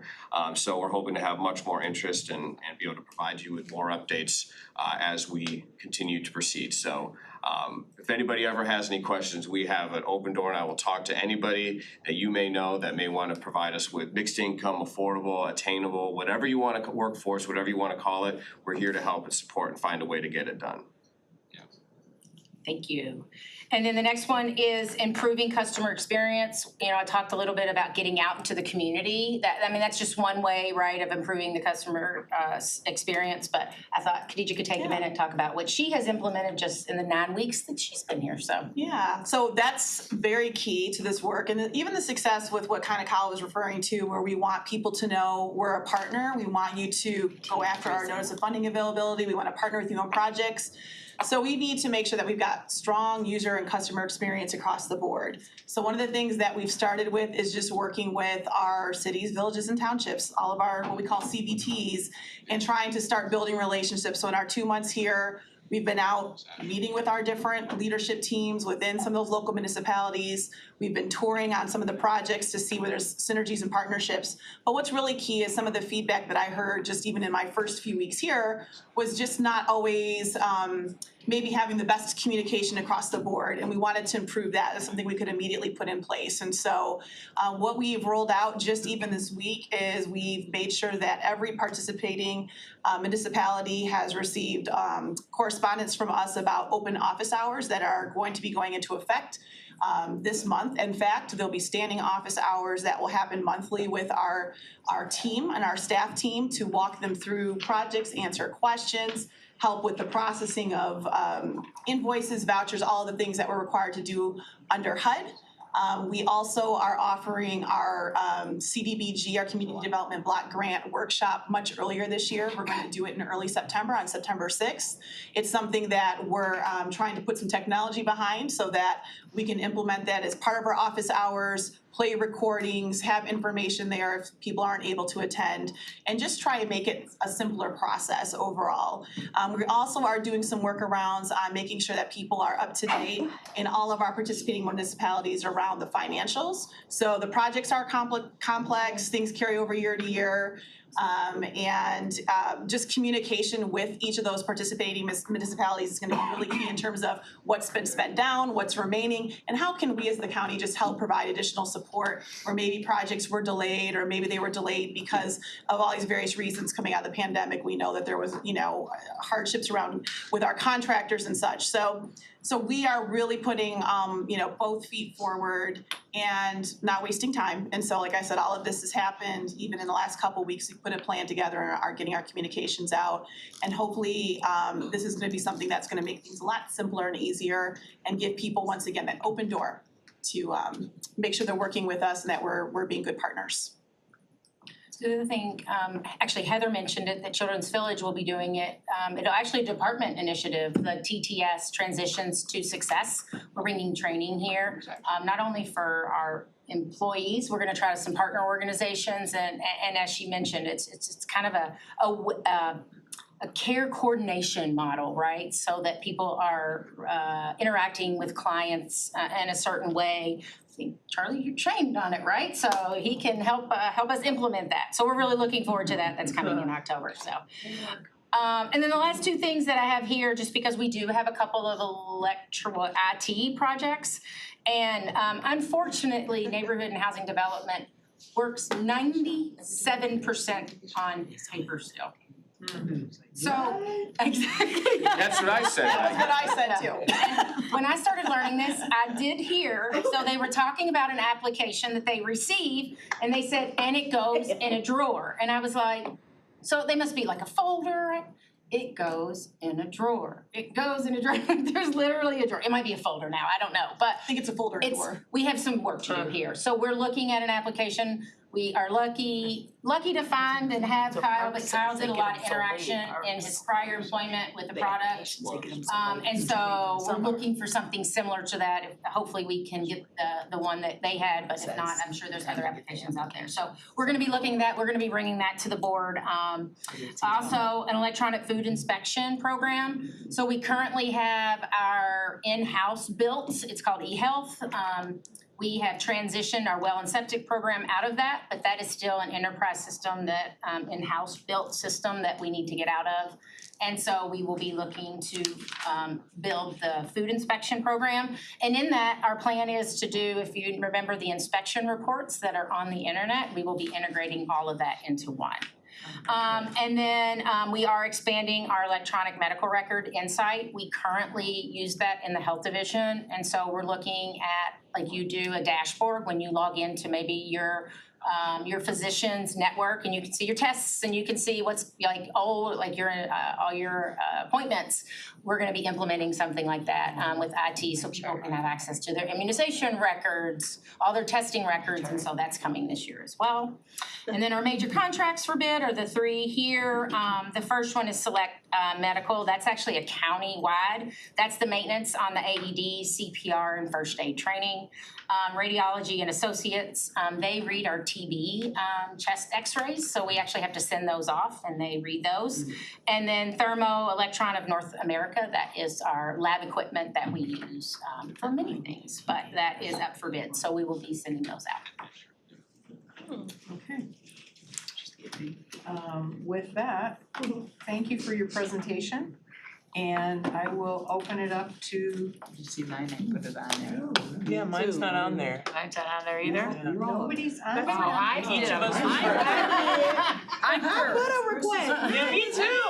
I did a long time. It's still showing public services. Oh, I didn't move to. I refreshed mine too. Oh, maybe you didn't refresh. I see everybody under.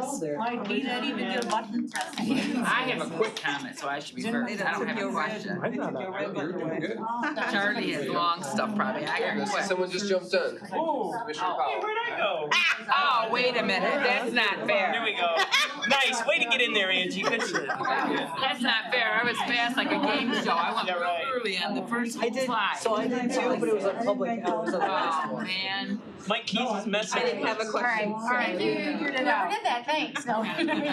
We figured it out. We have Bill really actually ended up terrific getting staff. second I spot just wanna there. say that they have kept us online and provided us with questions and timing and everything, so, yeah, just a matter of keeping up. And now I have a list of speakers, so. Now I'm Commissioner last. Powell, followed by Commissioner Weipert. See, this is like a game show. I didn't Followed pass by that. I was Commissioner first. Now I'm Okay. last. So, just to go on record, they know I do this every year. I'm in that, I was a product of that nurses program where the nurse would come and help for first-time mothers good. and go through everything. And they know I always advocate to say, if we don't have no money, we gonna make sure that program keep running though. So it's well worth it and I appreciate it. So Oakland County, That's why thank you're you. the fine young Yes. woman you are. Yes, they taught me a lot of stuff. So that's that now. The only other question I have, I'm so happy that y'all taking care of that with the housing department with that paperwork. Cause they process a lot of paperwork. I know that gotta just drive them crazy that they had to keep going through that in this day and age. So thank you for that. And then the emergency shelter funds. I wanted to know, like, are we looking in any space to help either these agencies who are seeking for funding dollars to help in that space? I can just talk for me and Lighthouse right now. We contact each other regularly, and I always have a lot of displaced young mothers and kids. They are putting them in hotels, and they're running out of that fund. And then these people have to go stay with their families, and sometimes even have to split their kids up with family members. And it is bad. So I'm just trying to see if, even if we look at it indifferent, is that something with our two new folks? Let me Or start with the our whole new let me talk about the non-congregate shelter grant that we have, cause that Okay, helps perfect. with at least creating spaces for families. Got it, okay. So we received a grant from HUD, it's called Home ARP. Oh, sorry, Home ARP, and then there was some county ARP money put toward this as well. So it's just under about $14 million that we just recently put the RFP out, and the responses are due tomorrow. Oh, okay. And so basically they have to create a non-congregate shelter space with a bathroom. Because we want it to be, basically they can take care of their family in there. They don't have to be separated. They don't have to go to the bathroom. It's in the space. And so we did a lot of education with the shelter facilities to know like what we could pay for and what we couldn't pay for. So we will be able to report back with that very soon. So I don't know about ESG or what else that is. Yeah, I was just gonna say a very important focus, so I appreciate you raising that, and just know that we're looking at all kinds of different ways that we can continue supporting and making sure that it is a priority to address, the needs of, our displaced and those who are struggling with homelessness, so And I do just know know it's a focus. Yep, and I do know you all are partnering, we'll be rolling out things or improving our own home repair. Because I don't know if I shared this with my colleagues, City of Pontiac, we ran our program and we had so many applicants and so many calls, it's ridiculous. So that's just a space that if we can eventually help in all our communities in that home repair space, it's just needed. We have a lot of people, and I think too, for people who just miss that mark, I have constituents calling me and they $300-400 over that mark. And that's why they can't get their house repaired. Yeah, it's like insane. And it's a lot of people in my community that's being faced with that. And I know Marsha before was working on something to kind of work in that space. So that's just something just to put on your radar as well for people who just miss that income requirement to get the housing assistance. So there is it's not a grant, we're finishing up the RFP, but there will be a critical home repair grant that's coming out. And so that is being finalized now with two contractors. So we will make sure we get that to the commissioners so that you have that. And that is to help people over that, or is it still income? I need to look at what the qualification guidelines were, but does not have an income eligibility, because it's only certain census tracts that can apply. Oh. So it's a very little different grant. Can't wait to get that. Yeah, Okay, and I think that's it. Thank you. Okay, next up, Commissioner I Whiteberg. just want to thank you on getting the word out on the community development block grant education to CBTs, because all the CBTs really count on and look forward to this block grant money. Thank you. And getting the word out and educating them early, because they always wonder how they can use it, right? It's like, I get the money, can we use it for this, can we use it for that? And then follow up, what are we using the space, the housing space, what is it? That would be the county decision. Yeah, we're giving it back to. Is it empty? We will be empty by the end of August. So we're moving them, neighborhood and housing development is moving in phases. And so the first phase was this week, another was we have 3 weeks of moves, and then by the 1st of September, you can call FMNO. Okay, alright. Ask them when they see them. Thank you. Next up, Commissioner Cavell, followed by Commissioner Rahman, and then Commissioner Long. Okay, I have 3 things. Alright, thanks, man. Okay. Alright, so first, just cause y'all saw it last time, because when we think about, you know, how important public health is, and when we think about how we're in a housing shortage, and we go, where's all the money for that? How can we help more? Just cause that keeps coming up amongst us. There's $307 million in our general fund, right? That's property tax revenue that we get, that we figure out what to spend it on. That's our frickin' job here at the Finance Committee. So of that, how much does housing get out of the general fund? And how much is funded through grants and special revenue? It's my understanding all of the neighborhood and housing development is special revenue, So like, 100%. so 100% of the money for housing comes from not the county taxpayers. Can fiscal verify that? Is that right? Correct. Okay, thank you. Okay, thanks, All right. Kyle. That's deep. And about how much is the budget? 16 million total? Yeah, Yes. yeah, cause it's rolling years, so. 16 million out of 307, but none of it is from that pot, okay? And health, how much of the health budget comes from the general fund? It's about 77%. Sorry, I don't have an actual From the number. general fund. Stacy Sledge is on. She can be with us. I'm sorry, I didn't hear the question. The general fund, about 77%, you said? Is that right? Yes, 77% of it is general fund. We have 13% that's funded by grants that go inside of the general fund, and then 10% of our budget comes from charges from services, which is from clients or insurance billings. Okay, and then how big roughly is the health budget all in? Our operational budget is $46,678,716. Thank you. 48 million? So 46 million from. 46 million. 46 million in health out of. 46 million. Yep, and then housing 16 million, and again, just to reemphasize, 100% of the housing budget is not paid for by any Oakland County taxpayers directly. It's all funded through HUD and other grants and revenue sources that are not taxpayer funded. And again, just to reiterate, $120 million comes directly from the taxpayers of Oakland County for the sheriff's office. And that doesn't include charges for services, which is what other communities choose to spend money on. Just saying, just when we talk about why can't we ever find enough money for young black men that are going to Children's Village, why can't we ever find enough money for affordable housing? The money's there, it's based on priorities, and you spend your money on what you prioritize. That was my first thing. Second, license fees. Yes. How can we give you guys more money? What are the health division's licenses? Don't you do restaurant inspections, you do swimming pool inspections? Can those go up? Cause we're looking at increasing animal shelter adoption fees, so can we increase your fees? And is it crazy to do so? So we are exploring, right? We actually explore every year and look at increasing fees.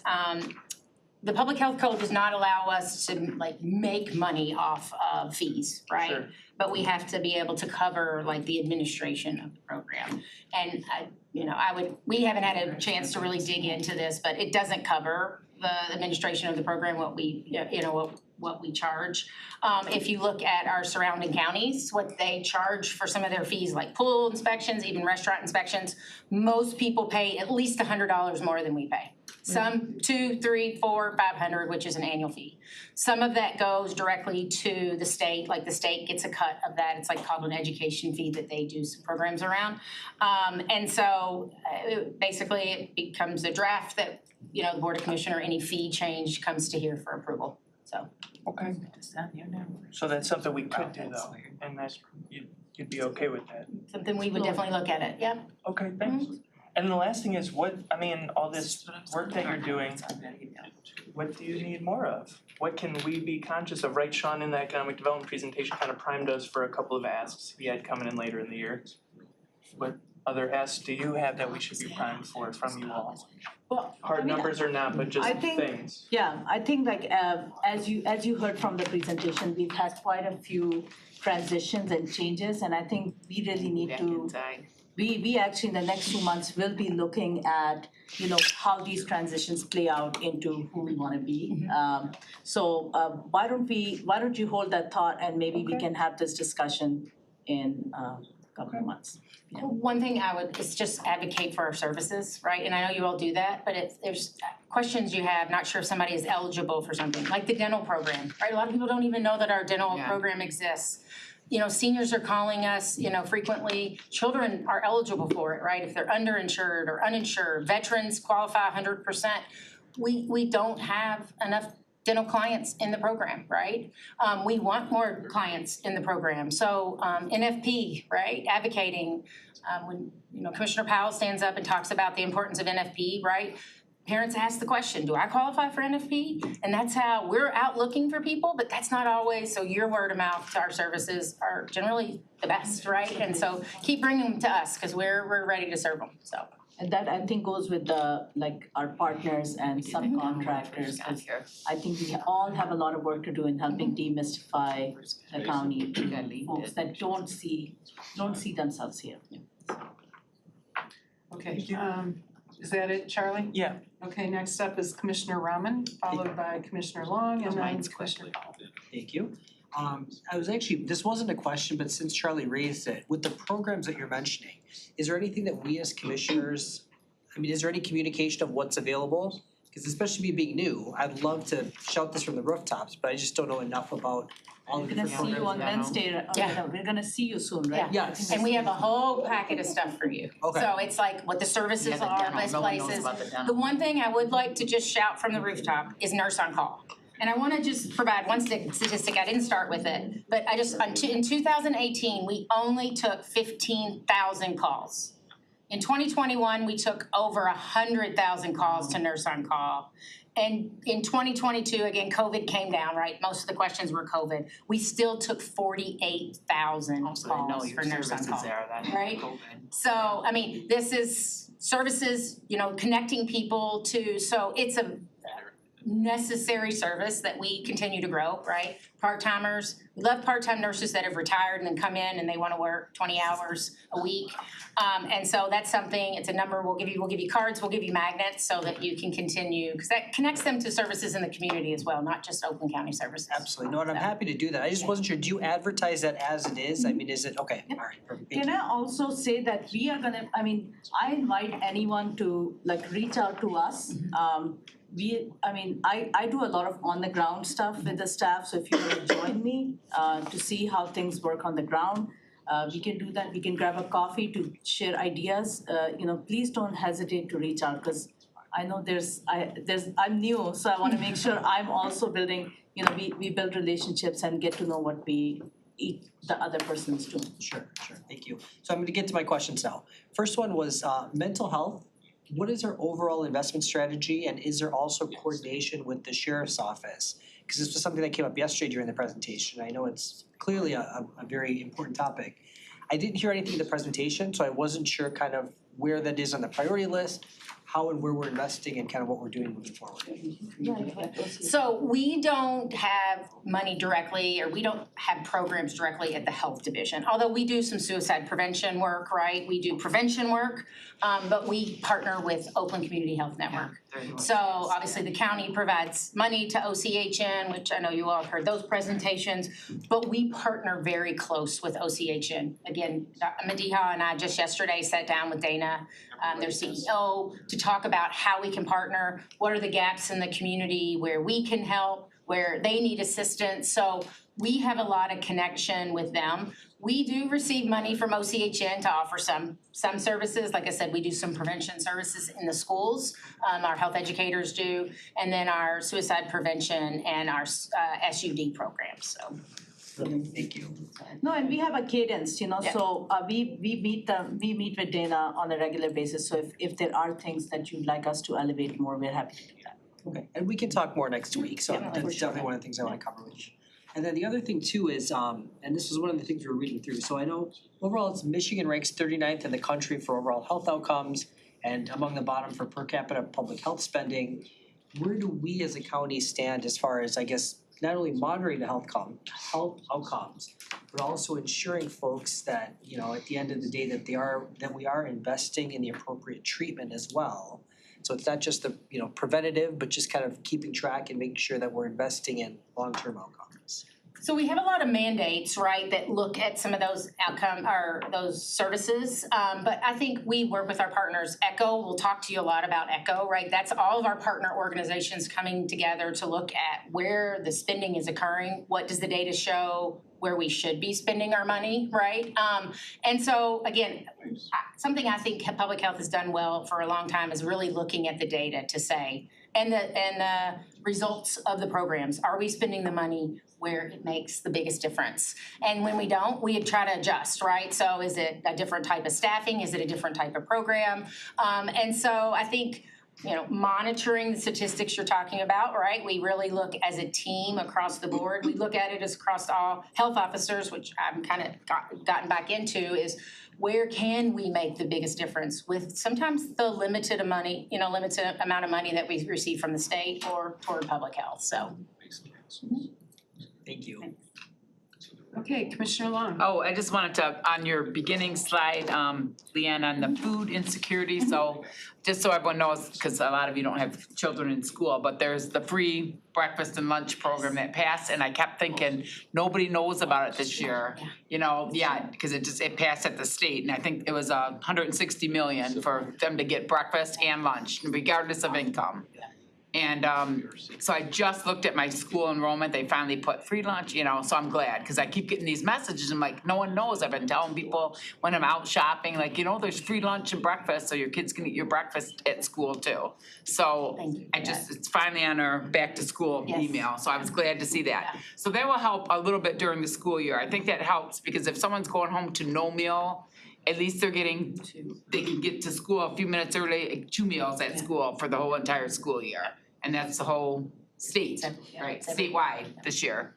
It's a one-time thing, 1 year like they did during COVID, but you know, my kids say, my kids say they're starving from it, but I'm like, just eat a little sandwich when you get home.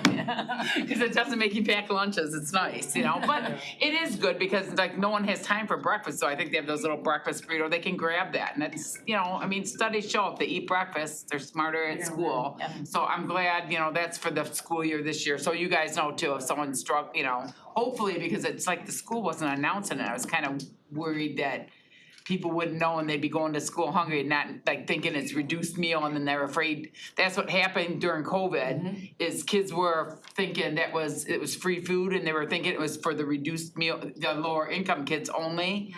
And then they're like, no, you gotta start, they need to put an email, I called the school saying everyone can get a breakfast or lunch, it's for everyone right now with the COVID from the federal money, but this wanted to tell everyone, so that will help a little bit for the school year. Yes, thank you for that, yes. We don't want kids hungry. No. Thanks, Commissioner Long. You're right, we don't. Commissioner Powell.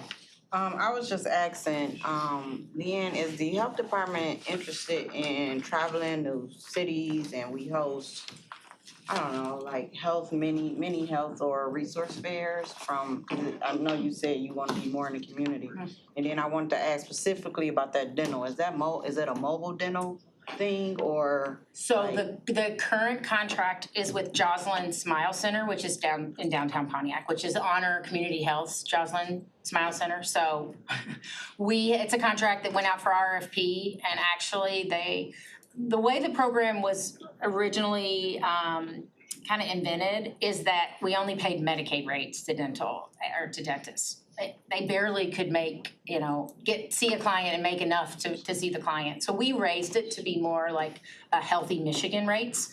And we put it out for bid again, and we only got one person. So it was Joslyn Smile. So we are looking to maybe put it out again and try to really emphasize that we change the reimbursement rates, because that really makes a huge difference. We really want something in the southern part of Oakland County, Because that's, a lot of seniors as well are like, oh, I can't drive to Pontiac, or I don't have transportation. And the nice piece is we've been working with Jocelyn Smile and Honor Community Health. They do provide transportation now, which is, amazing. But again, there's only 2 dentists there, so it sometimes takes a little bit of time. So it is a mobile dental type. So Honor has a mobile dental bus, but what we pay for is not the mobile dental. They actually come directly to. Okay, well, I was just trying to think of that idea, cause we know everybody need their mouth fixed, so. And I know a lot of people do not take care of their oral hygiene.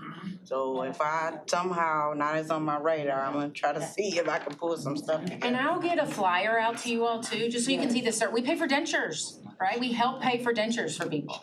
So for seniors, this is amazing that, maybe, just so they can be able to. There is this, yes, small But still, income, y'all can help people, Correct, okay. yes. Please, send us flyers. Send them. Okay, is that Commissioner Powell? Is that it? Okay, the only comment that I have is for our housing friend.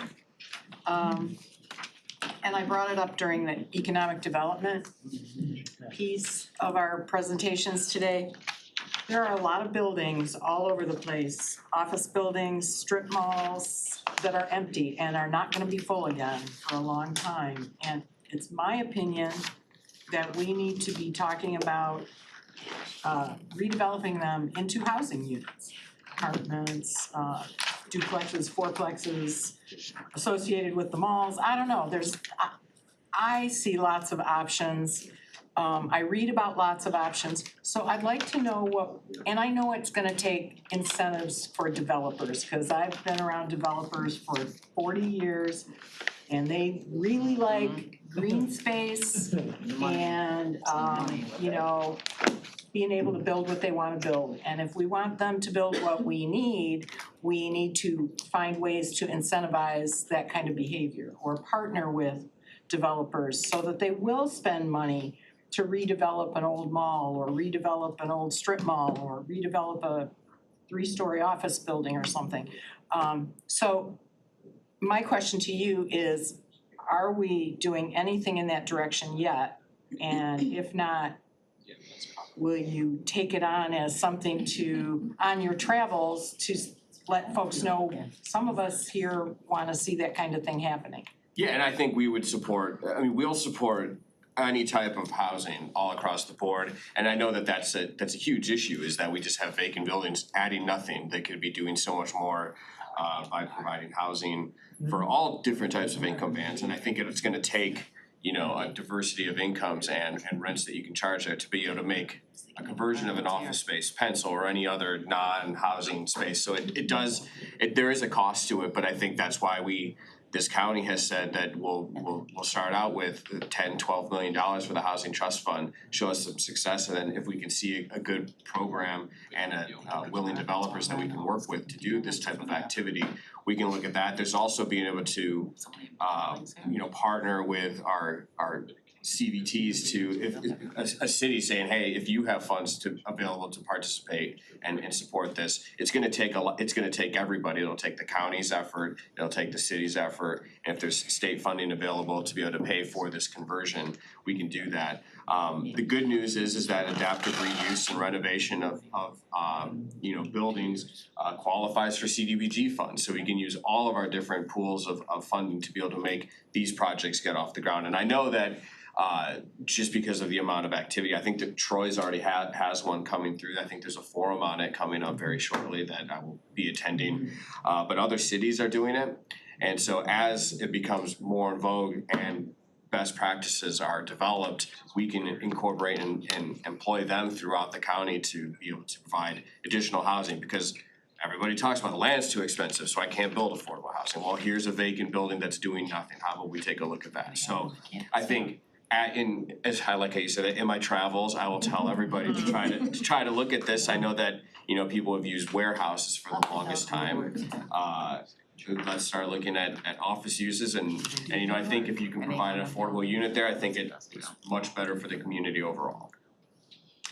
Well, thank you. I appreciate that you are thinking that way and I'm a big believer in stealing good ideas from other municipalities and organizations all over the country. If they're doing it and they've figured out how to make that happen, let's hook up with those ideas and it sounds like that's the kind of thing you're trying to do. So I appreciate that. Sounds like you're on the right track. Please come back to us when you have something to tell us about where you're going with this, because I, for one, am really interested in redeveloping for affordable housing.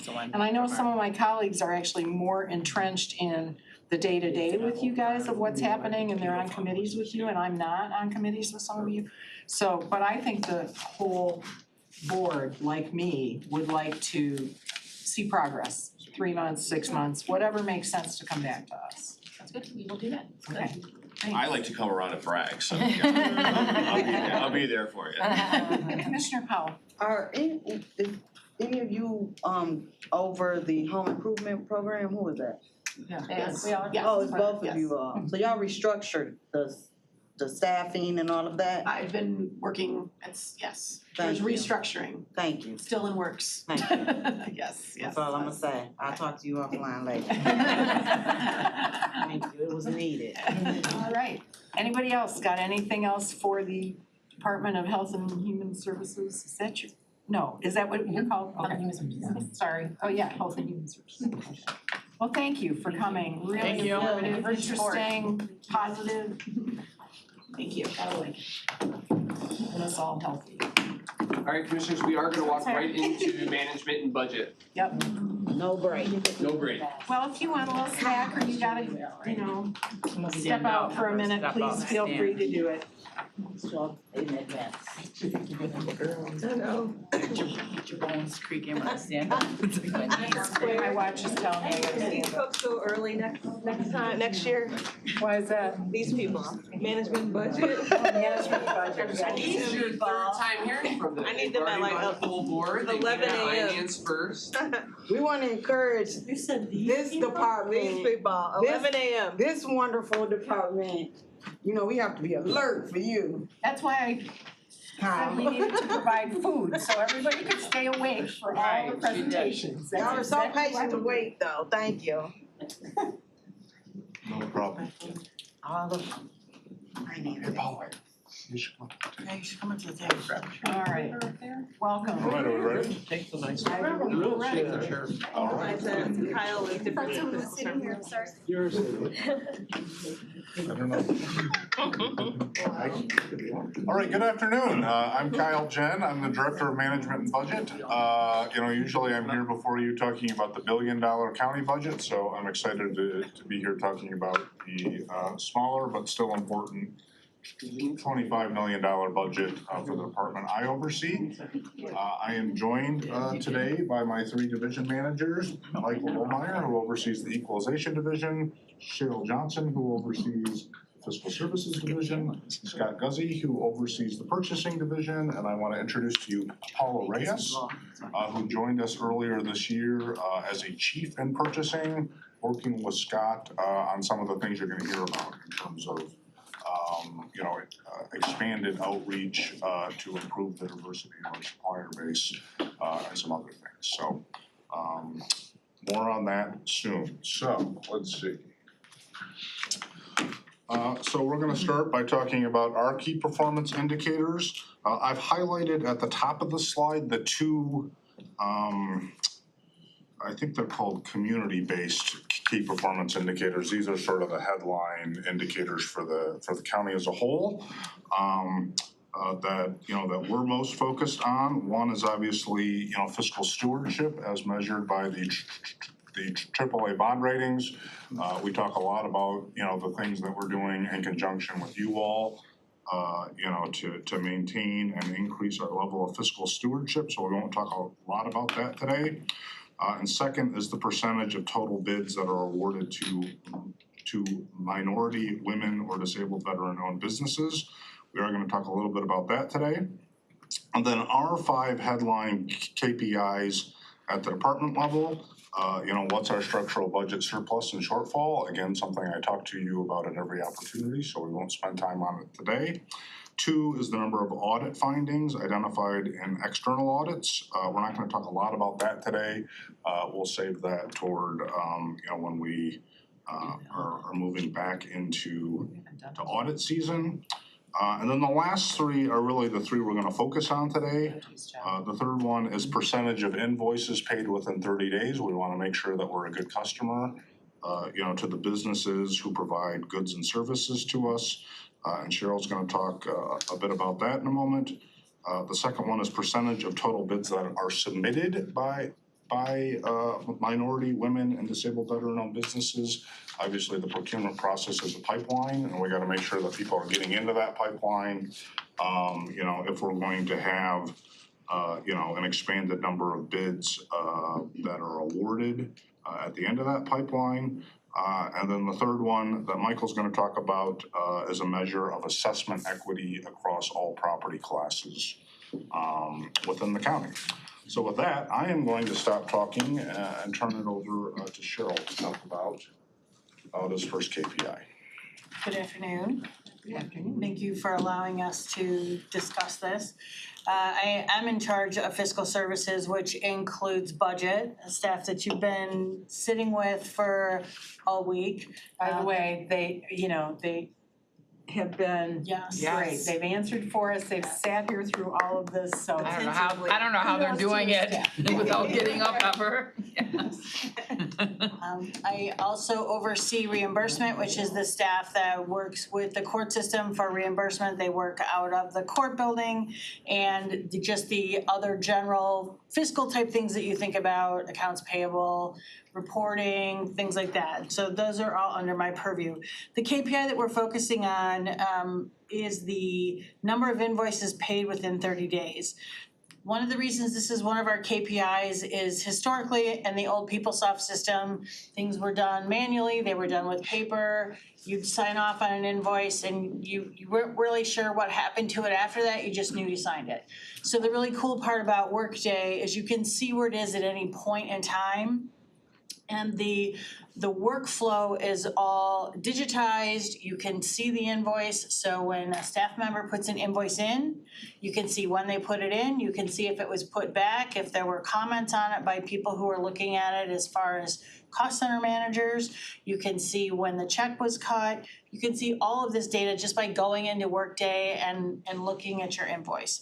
So I think it's a really great way for department managers, division heads to really keep an eye on their invoices and have some more accountability on following up on some things. And if it gets stuck someplace, then you can kind of nudge your folks along who are supposed to be approving them. So we are using this system to see the process. You can see it beginning to end. We've also digitized all of the attachments. So the other cool thing that I really enjoy is, I know it's kind of nerding, sorry, but when I go to look at an invoice, when I click on it, I can actually see the physical invoice. I can see who's coded it, I can see if someone's put comments on it, I can see anything that's on it. I don't have to search for a piece of paper, I don't have to go desk to desk to see who's got it, I know where it is. So this is one of those KPIs that I think we're gonna see continue to get closer and closer. Right now, we're just under looks like 85, 86%.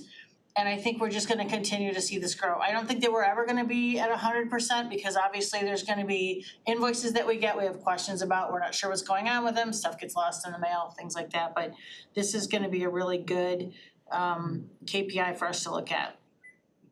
The other things that we've realized, and I realized this myself this week when some departments have talked to you about they're reorganizing, and when they move people out of cost center, I'm the default cost center person. So I had 150 invoices in my inbox today because when they move someone, they all come to me.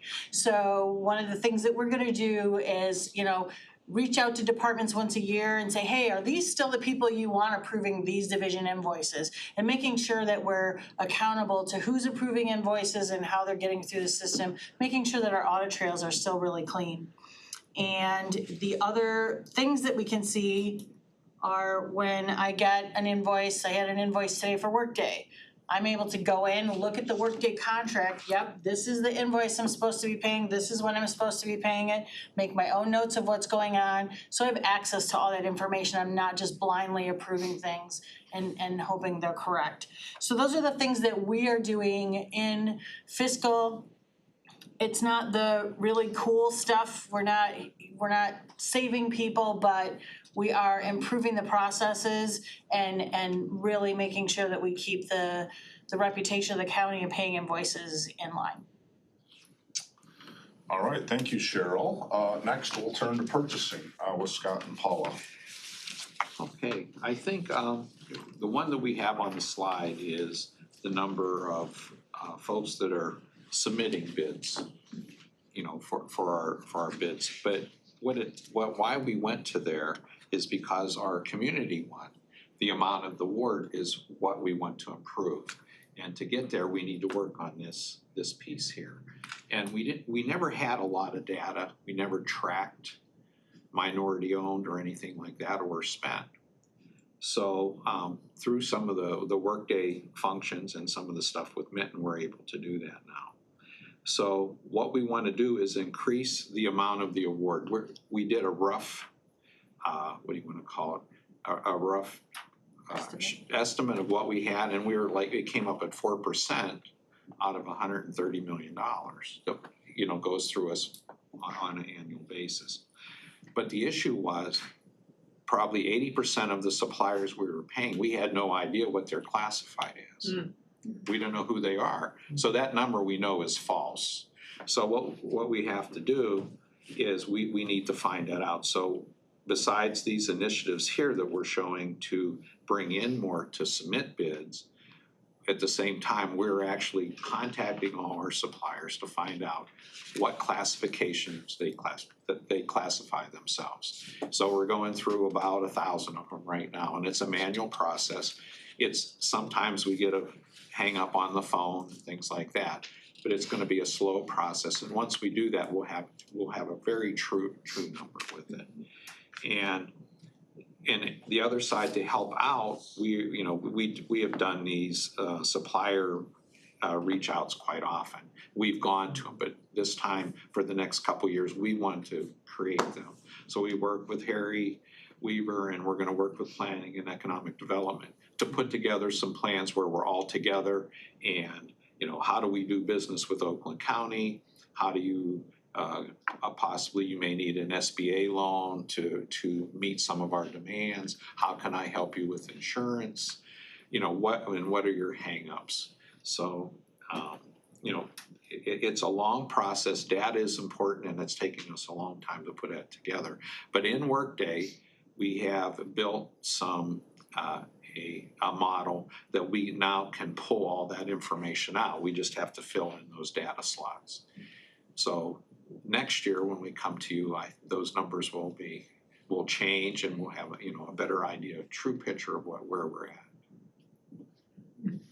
And I would just add, some context around this. I think we've probably talked about this at this table. I mean, at the end of the day, the goal and the mission of Oakland County purchasing is to purchase the goods and services that we need to perform county functions and provide services to residents at the highest quality, balanced with the lowest price.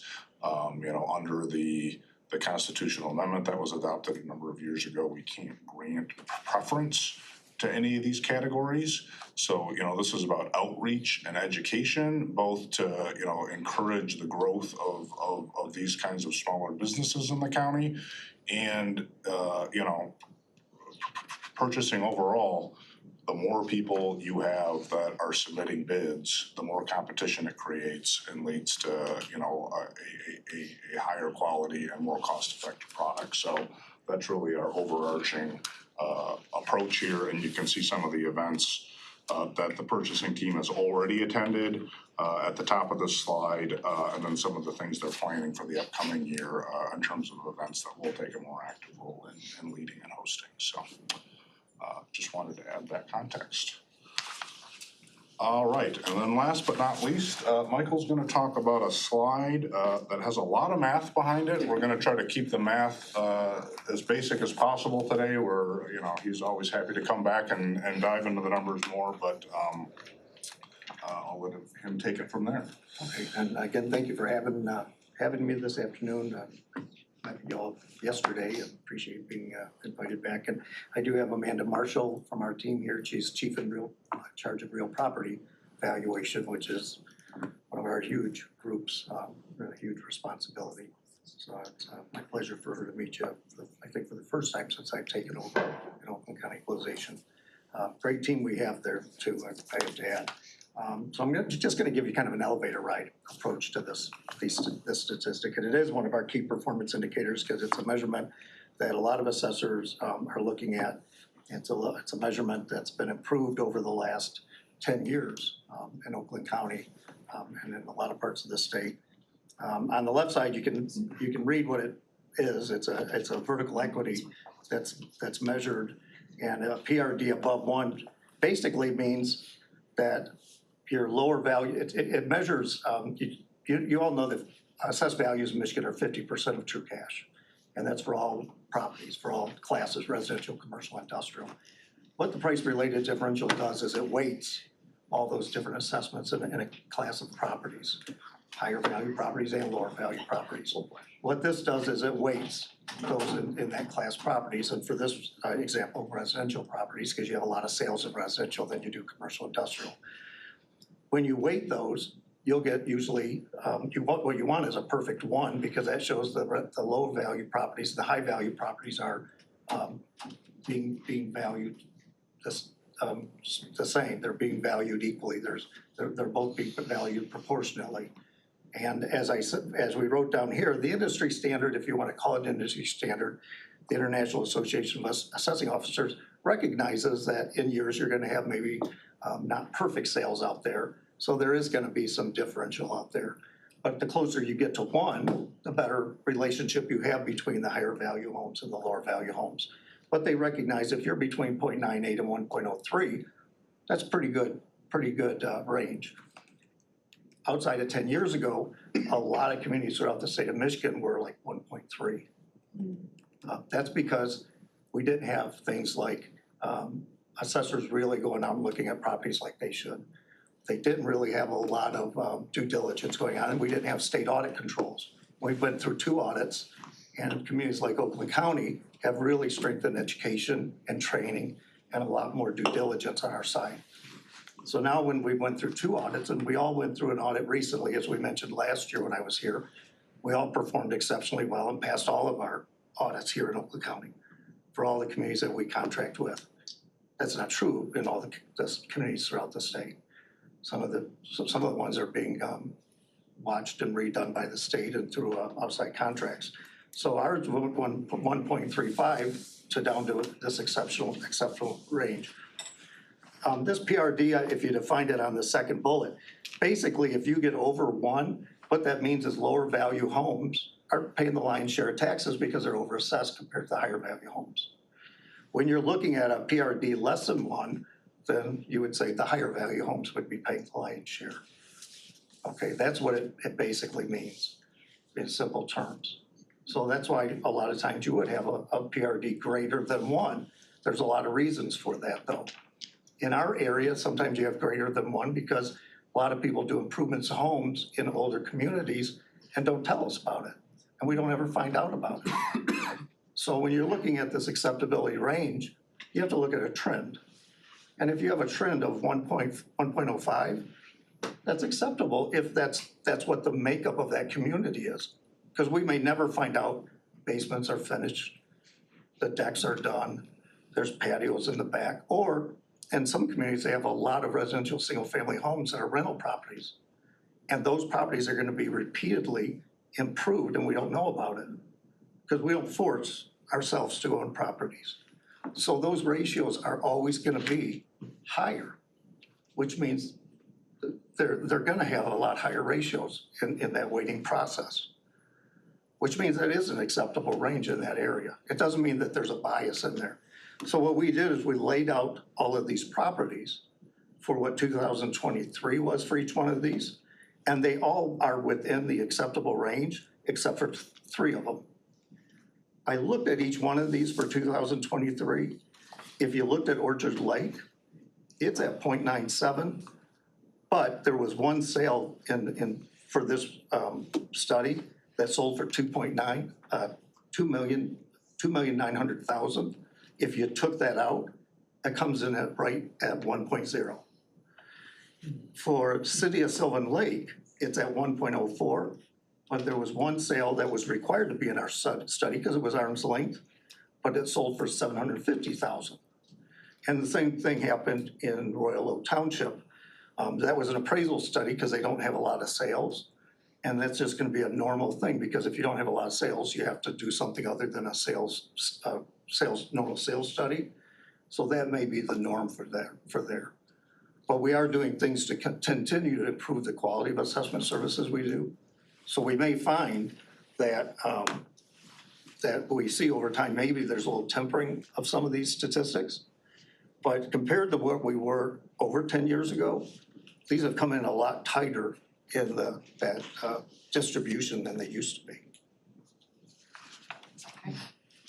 I have a quick question about that slide, is it okay? Sure. Okay, so for the Royal, is that what your question was too? Okay, so for Royal Oak Township, can you explain that again? I don't know if I understand. Yeah, in Royal Oak Township, we had to do an appraisal study because we didn't have enough sales to include it, to do a sales study. So that throws off the range. So the statistic of 0.98 to 1.03 wouldn't be relevant. So we may find the 1.08 is actually, so what we do is instead of having sales, we actually do an independent valuation of each one of those properties instead of using sales. We go out and we find a sample of properties and we actually value those. And then we look at their assessments and we use that for our So is this graph saying Royal Oak Township has a lot of backyard decks? No. What does that mean? No, it just means that the statistic, this might be actually what might represent what one would be. So because we couldn't use a sales study, where usually we would use sales. So, in Royal Oak Township, houses are sold for higher value properties are being underassessed. So houses in Royal Oak Township are being underassessed. So I have a house in Royal Oak Township, it's assessed at $100,000. Right. It actually is worth $110,000. Well, Is that what that says? No, what this might be telling us, if it were outside of the range, that would be true. If it was outside of what would be normal, because as you go farther away from one and it grows, that usually would be true. Okay. But we didn't do a sales study because we didn't have enough sales. Right. We had to do an appraisal study, which is more accurate. Okay. So the 1.08 might actually represent 1. So in this, we might actually be okay where high value homes and low value homes are actually in equity with each other. Because we've had to do this for several years and they're all coming in around 1.05, 1.06, 1.08. Okay. So they actually might, low value homes and high value homes might actually be representative of themselves.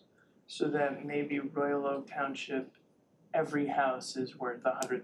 No, it's saying that every house might be valued appropriately and one side is not overvaluing or shouldering the burden of taxes over the other side. Gotcha. That's what this is trying to say is, are high value homes shouldering the burden of taxes more than low value homes or vice versa?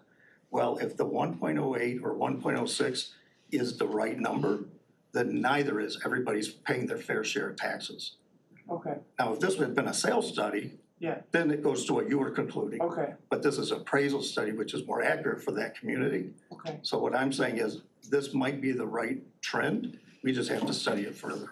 And so this, has 1.08 been Royal Oak Township's number? Because It's been pretty close to that. Last year was just another couple decimal points off. so could it be that the tax burden is not equal, it's just been the same number? Is there a chance of that, or?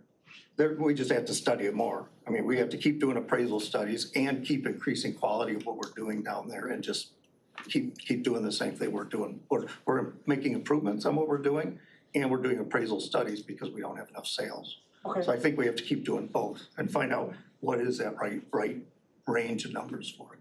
Thank you. I think it's too soon to conclude. Okay. One quick follow-up on that, the rest of them are sales studies, right? Everything else was a sales So study. maybe you need a footnote on there. Yeah, it's true. We could do You that. need an asterisk to say. I mean, in a way, it's, you've sort of skipped a step, right? Like the KPI tells you if there's a problem. Right. And then an appraisal study is actually more accurate as well. Yeah, we could put an asterisk in there and say that this one. That's the Royal Oak, it's. Yeah. It's based on an appraisal study. Yeah, everything else was a sales study, but this one was an appraisal study. Okay, thank you. So that's why it's jumping out. All right, and then this next slide shows, you know, some of the things that Michael's already implemented since he's taken over, and some of the things they have planned going forward. I know we're over time, so maybe you just want to kind of highlight a couple of the key ones. Some of the things I just alluded to, we've taken steps to improve our assessing practices internally and externally. We've been working outside, more communication and actually training opportunities for municipalities and community leadership. Not really part of our job description, but it improves the leadership in the communities because we are a part of the leadership team. So if we see something that's weak, we offer to try to help. For example, tomorrow, we're offering land division training for some of the community leaderships that do land division practices. Also, we're doing a lot of in-house training for our staff to increase the quality of services in the assessment and equalization practices. And you saw that yesterday when I was here with the contract. We're outlining what we're doing, so it heightens the expectation on what we do to ensure public trust in what we provide to the communities and the public. All right, in terms of key budget changes, not a lot of huge changes here. You heard yesterday during the county executive hearing about the proposed creation of the CFO position. So there are some offsetting position reductions in the M&B budget that fully pay for that. There are some smaller adjustments. A theme you're gonna hear from us is training and professional development. You know, the last few years on the fiscal and the purchasing side have been about making Workday work. And now it's about, you know, how do we optimize the use of it? How do we keep up with changing professional standards and so forth? So we wanna make sure we're devoting as much in terms of resources for that.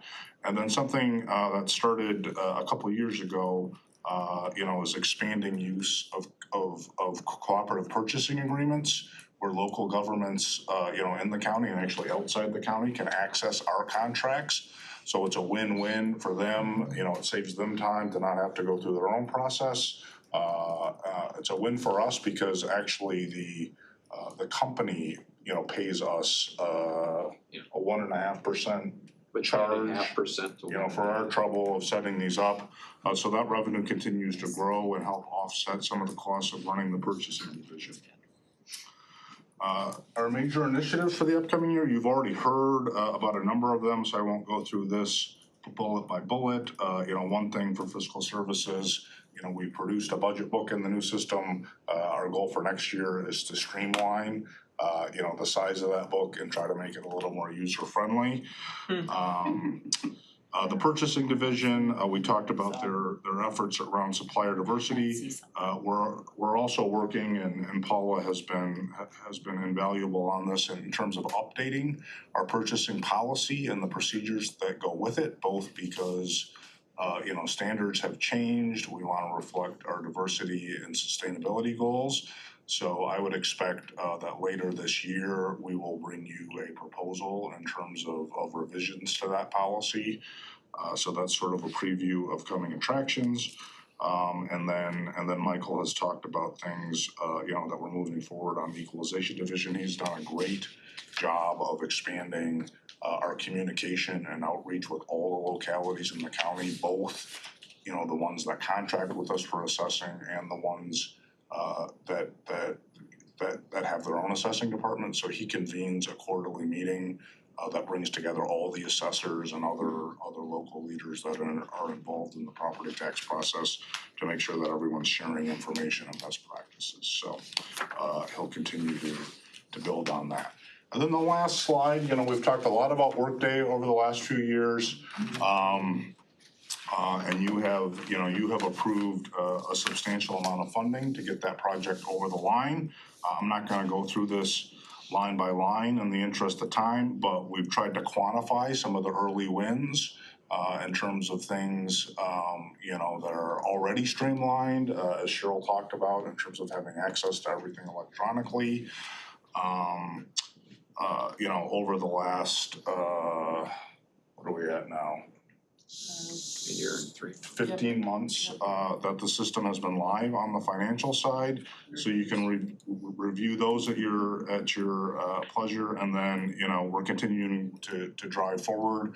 I think at this point, we're moving out of the stabilization period, where again, we're trying to make sure the system works and does everything that we need it to do, into the optimization phase of, how do we make our processes better and more efficient? For example, how do we produce our annual comprehensive financial report in less time, and free staff time up to be focusing on more forward-looking strategic things in terms of the county finances. So I will stop talking there, and we're of course happy to answer whatever questions you may have. Okay, I see Commissioner Smith Charles has a question, and then Commissioner Rahman and Commissioner Cavell. didn't get first. Thank you, Ms. Chair. Welcome everyone, and know that I adore all of you and what you do for the county. Oh, you would do it then? Thank you, Commissioner Cavell. I was looking at that chart, and that is where my question is kind of gonna be coming from, where I was thinking if a person's home was, quote, valued at 100, they would be assessed at like 80. That's kind of how I was looking at it. So they're probably happy that they're not getting that full assessment piece for their pocketbooks. But I was just trying to make sure I understood, the chart was missing a few communities. Is that because they are not contracted with us for equalization services? Because the names aren't there? Uh-huh. Actually, that's just because of sizing. That's just the way the sizing I works. think what's missing is probably villages, right? Because villages, the assessing is Oh, the handled by villages. the township, so there aren't 62 communities here because the villages don't show up there. I don't know if that's. I don't know. I'm missing two of Because my cities. they're all cities, and When this chart is created and it's plotted, some of the names disappear because of size and fonting. Which No good. community are you looking for? Southfield and Oak Park That's a big one. are not on there. So definitely want to know. Are your cities angled or straight up and down on what you're looking at? straight up and Yeah, down. you're right. I don't know how we missed those two. I don't know how you missed those two either. Oh, they knew it was one, so- this district, so they just take it out. Those two communities are within the acceptable. I saw area. comments. Yeah, they're in the acceptable range, but it has to do with, the font size. We'll get you an expanded version of the chart. That would be I think Amanda, did you just give her one? I only had one, but I did have an expanded version, so That's helpful. How about Okay. giving that to the staff and they can share. You know, your with all eyes of go us. right to where you live, Right. so. Yeah, that is true. So that was one. I saw one mine, thing. so that I was Pam, I'll thank you. Yeah, you're like, I saw mine. That was 1 and 2, and then, how do people, this is my first time hearing about if I make upgrades to my property, that in a perfect world, I somehow let your department know. If you pull it from. A lot of people will, in most communities, for significant improvements, they'll call it building permit. Right. And then we get a copy of it, and we'll have somebody go out and look at the improvement and see if it adds value. A lot of times people don't for years. I mean, this goes back, we have some that have made improvements a long time ago, and when it sells, it'll sell a lot higher than its assessed value. So we don't know we may not ever know about those improvements, so it keeps selling for higher than values than what we have it assessed, and that's why. We don't know that the basement's finished, or let's say there's decks or something in the backyard and the yard is fenced in and it's gated. If one of our staff go out there to measure it, nobody's home, and the yard is fenced in and gated, our policy now since I've been there is they don't go in the backyard because one, could be dogs back there, could be, you don't know. So they just leave a note on the door for somebody to call us. All of those improvements have been made will affect value. So it's a higher value home. Yeah. But it's a lower assessment, so that ratio is gonna be distorted forever. And is it fair to say, think that a homeowner would rather not let you know? about those improvements? It's probably to their benefit, not to. We don't assume But- motive. But now we are, like I said, I have in there, we do have technology that we invest in, like pictometry, which is aerial photography, where we are picking up patios and porches and under use PAP, which is a national ethics provision that us and private appraisers go by. We can make extraordinary assumptions as long as they're reasonable and credible. We do have other technology resources that we subscribe to that we can use. We also are gonna have on our website where people can always get a copy of their assessment records, check it, and if they have recent appraisals, they can submit them to us through an attachment that they can upload. And if it's done by a certified appraiser and they find discrepancies, we may not even have to come out to the property and accept those differences. Right, and I love this. You and I, we gotta do lunch one day. Are you saying that that appraisal, if someone just recently had one, they send it to you, their taxes likely go? Well, it could go up or down, because a lot of times we might have different measurements that are, maybe we have the garage at 26 by 22, and we got it from an aerial, and it's 22 by 22 by a certified appraiser. Okay. Again, if it's certified appraiser that I would hire to do one for tax appeal, I can check pictometry to double check it. We made a mistake, I don't have to send somebody to go out and correct that. I'll correct it, make a note, we used an appraisal, and we're done. And it will make taxable if they're the same, because it was a recent purchase, it'll make both of them go down. So, yeah, because of our appraisal background, and I think I mentioned this before, we have a number of our staff that have voluntarily wanted to help improve quality. They went out and went through some appraiser training and got licensed. Nice. Because they want it, which it requires use PAP ethics. So people are trying to make improvements using legitimate means, which helps everybody. And hopefully, some of this PRD may temper down over time. Thank you, and I appreciate that. And I also appreciate what it sounds like you are doing, because that's been one of the bells I've been ringing, was with regards to procurement. And just, if you're minority owned or women owned and you've never gotten a contract here, and it's part of the criteria is that you've had some exposure or experience in working with large municipalities, it's kind of the wagging of the dog, or however that's called. So it sounds like to the letter of the law, where we don't get ourselves in trouble, ACLU coming knocking at our door, but we are able to capture just ways to let the procurement process here, because oftentimes at EDI, they'll say, oh, it's one of our five vendors. It's always one of our 5 vendors, and it's like, well, doggone it. How do you get on that vendor list if you're not one of those 5 year after year after year? So I'd love to continue to chat with you at EDI, and thank you, Scott, as well. Okay, Commissioner Roman. Thank you. I know we're at time, so I just have a few easy ones. Quick one is, before we had a formal CFO position, what did we have? Well, you had me. Understood, but as I understood it, now we're officially CFO, right? Which I'm thrilled, and I'm so excited you're here. But was there not a CFO before that, or? Well, I mean, it's a organizational matter. I mean, there's a designated fiscal officer for the county, which historically has been the director of management and budget. So this is really just sort of splitting up responsibilities and having someone who can focus more on, the forward-looking strategic things as we're dealing with ARPA funding or capital projects and so forth, and having someone, who could be more focused on kind of ongoing budget things. Got it. So. Okay. No, and I'm thrilled you're here. I wanted to clarify, just because I've seen that a few times. Sure. And I didn't realize that was a new. Yeah, I mean, different counties are set up in different ways, so this is just shifting to a slightly different model. Perfect, okay. Next question was regarding Workday. Do you anticipate that there's gonna be any future one-time expenditures for Workday moving forward? No, I mean, this committee or previous versions of this committee have approved the amount of funding that we've needed to get the project implemented. We're sort of weaning ourselves off the consultants, so that we can be, self-supporting, in terms of having a team. And really everybody's job, fiscal services and purchasing, is Workday now, right? All your work is happening in Workday. We wanna build expertise. you approve the renewal, or rather, it's a new contract, a new 5-year contract. We're gonna continue to pay, obviously, an annual subscription fee for a cloud-based service.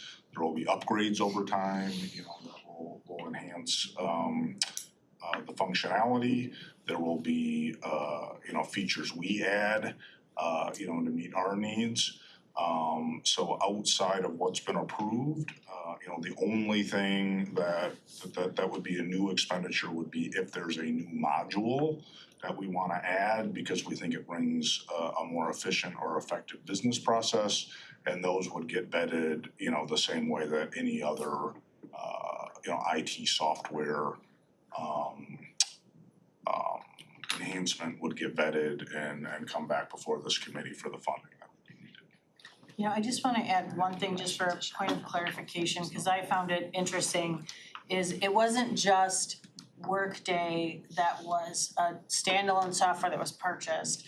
The amounts that were approved also updated our point of sale stuff, all of our treasury software, everything that integrates with HR and fiscal services was also encompassed in that. So it wasn't just the cost for a financial software or an HR software. The pieces that interact with it, some of them we're still working through those upgrades, but it was a bigger package for the county as a whole for all of those things, cash registers, point of sale, things like that, all integrate within Workday, and that was all included in those costs. Thank you. And then the very last thing, Kyle, you had mentioned about the co-op purchasing. Is that already live? Yes, With the so CBTs? as we've, I'll let Scott talk about it. Yeah, 'cause I mean, we've participated in cooperative purchasing, actually goes back to the 90s. We had a lot of entities were buying vehicles, that's how it started with vehicles, if you're South Lyon or if you're, what district are you, sir? Nova and Wixom Wally. And they would buy police cars, well, you didn't have a lot of leverage, well, we were beating the state. So those prices were extended out and that went on for years. So now we've expanded, we have over 60-some contracts that are available to all of, to anyone. And all the CVTs are familiar with this process and they're all, okay. And the website, we just moved to the new website and that piece still has to get enhanced a little bit, but we have a list now. Now we're starting to put the backup. And we have some of our contracts that a lot of the suppliers market, and not only do they hit our CVTs, they're going other states and things like that. Cause it's come up in city council discussions where they're looking for certain, whatever they are, vendors, right, in different areas, Like if you so it's. need copiers, Sure. there's 10 in your whole area, well, we can get you a price for, we leverage 350, so it's a little bit different, so. And is there one contact person, or if I wanted to pass this on to my CVTs, who do they get in touch with if they're not already? They can go to, we have a common number, and then we have a purchasing at oakgov.com. They can just send an email, and then the buyers, if they give us a little bit of information of what they want, we will have the buyer contact them and say, where can I take you from there? Perfect. Okay, thank you. Thank you, Commissioner Rahman. Next up, we have Commissioner Cavell. I just wanted to say two things. One, to echo what Yolanda said, right? Taking on the DEI purchasing and using that as an opportunity for us to give back in our community. That's great that you're really doing it. And then the second thing, to the co-op, isn't there it's called G2G? Yeah, right, correct. Yeah, can you explain that? Well, that's the same thing. That's the same thing. We've changed the name. We purchasing and IT started the G2G maybe 10 years ago, and then we had cooperative purchasing. Now we're, why do we have two pieces? We're doing the same thing, so now and when that website is finalized as far as the background, so if somebody, they need a contract, they need backup information, the council needs to know was it bid, was it this or that? And the easy part is they can contact us and we'll help them with it. Cool, okay, thank you. Is that it, Commissioner Cavell? Yeah. Okay, next up, we have Commissioner Whiteford. Just how are we doing on our ARPA dollars and how are we using what we got left towards the budget? Sure, so, high level, I think $156 million of the $244 million is appropriated, another $8 million is assigned, so that's 164. Which leaves us 80 million left. I know there have been conversations between the administration and board leadership about reaching agreement on on how to allocate that remaining $80 million, so I won't get into the details there. In terms of spending, I think we're at $60 million spent. But, I would say that as we've taken this pause, in terms of approving new projects, that's given department leadership and the other folks that are managing these projects the space and some time to stand up the actual project. So I think we're gonna start to see that spending number, climb more rapidly than it has. Thank you. Is that it? Okay. Anybody else with questions for management and budget today? Thank you so much for being here. Our pleasure. You're sort of the underbelly of everything else we've done. Seedy We'll put that on our brochure. But you're essential, and your folks have been very supportive of this process, and we really appreciate it with you. Thanks for making a very difficult subject. It was nice to meet everyone. Oh, yes. It was Paula, right? Paula, yes. Hey Paula, nice to meet you. Yeah. Thank you. All right, well, that concludes. Oh, we have to have public comments. Okay, at this time, I will open the meeting for public comment. If there's anybody here who wishes to address the finance committee. Seeing no one, I will close public I comment. have one question, general, fast though. Okay. Can someone, in this budget, and cause I always forget where it is, but it's always added in, I need to see is the tri-party in here? So And is the local road improvement for 2 million in here already, or is it lack of a better word, a game where we're adding it to the end? Yeah, I would not use the word game. Oh, I like that word. Yeah, I'll let you use whatever you want. I like that word. But obviously in the budget that you're holding right there, no, it is not included. Staff has though, just like we do each year, working with management and budget, are getting ready to prepare those amendments. Okay. And so it'll be at the budget Kinda wrap up, laughed at the my first word meeting game. in I think it's a September, political game. where we present those to when you're an underbelly. commissioners. So you will see as finance committee So it will members. be on the amendment, like it was last year? Correct. Okay, but what would that be if it was already in here, where would that be listed under? I mean, I guess it's never been. Non-departmental. Non-departmental, okay, thank you, that's my question for you guys to know. I looked for it, but I stopped looking because I thought it's gonna be on the amendment list, so, Good question. alright. I have a question too, based on what Commissioner Long just said. Does special projects go in this book, or is that external? Yeah, so BOC Special Yeah, Projects it's- does have a line item within Yeah. our budget, it's about $346,000, I Yeah. think. But as you're pointing out, usually during the budget wrap up, I shouldn't say usually, in the last 2 years, commissioners have increased the amount in non-departmental, not necessarily moving it into our department budget, but making it available for commissioners to spend on special projects as we bring them forth to the That might finance have to be committee. amendment too. So to answer your question directly, $350,000 is gonna be available to commissioners in the budget that you're holding. Staff, again, will prepare an amendment that allows commissioners to increase that if you see fit through the budget wrap up. That's already in there, that 3, like you said, under Board of Commissioners, special projects, yeah. Yeah, we amended it last year to Yeah. give some. Commissioner Cabell. That 350, any of it, is any of it carryover or that's all? No. Okay. No. That's already marked, a line item for that much, I saw that. Yeah, 351. So what happens with it? Go back to general fund? What we don't use? Yeah. Oh, okay. The non-departmental, that's what you do. Yeah. Well, I don't know, that was non-departmental, was that my? Sorry. Yeah, if we carry So we don't forward. necessarily carry it forward. Word, I mean, it's a good word, right? It's a political. Mr. Powell, what would happen is, if you don't use the funding, it's a part of favorability essentially. So what then happens is if you have projects that you've started and you want to, you haven't paid out, you would carry that money forward so that in the first 6 months of the next fiscal year, you have that money available without using the quote unquote current year's budget to pay for something like that. Got it. That's the carry forward aspect to it, but if you don't have a project that's, coming forward and there's money left over, that's why you have a 3-year rolling budget is, you work off of that next year's budget to do projects in '24. Yeah, but I think we thought to try to do that last year, and our chair said, no, we're done.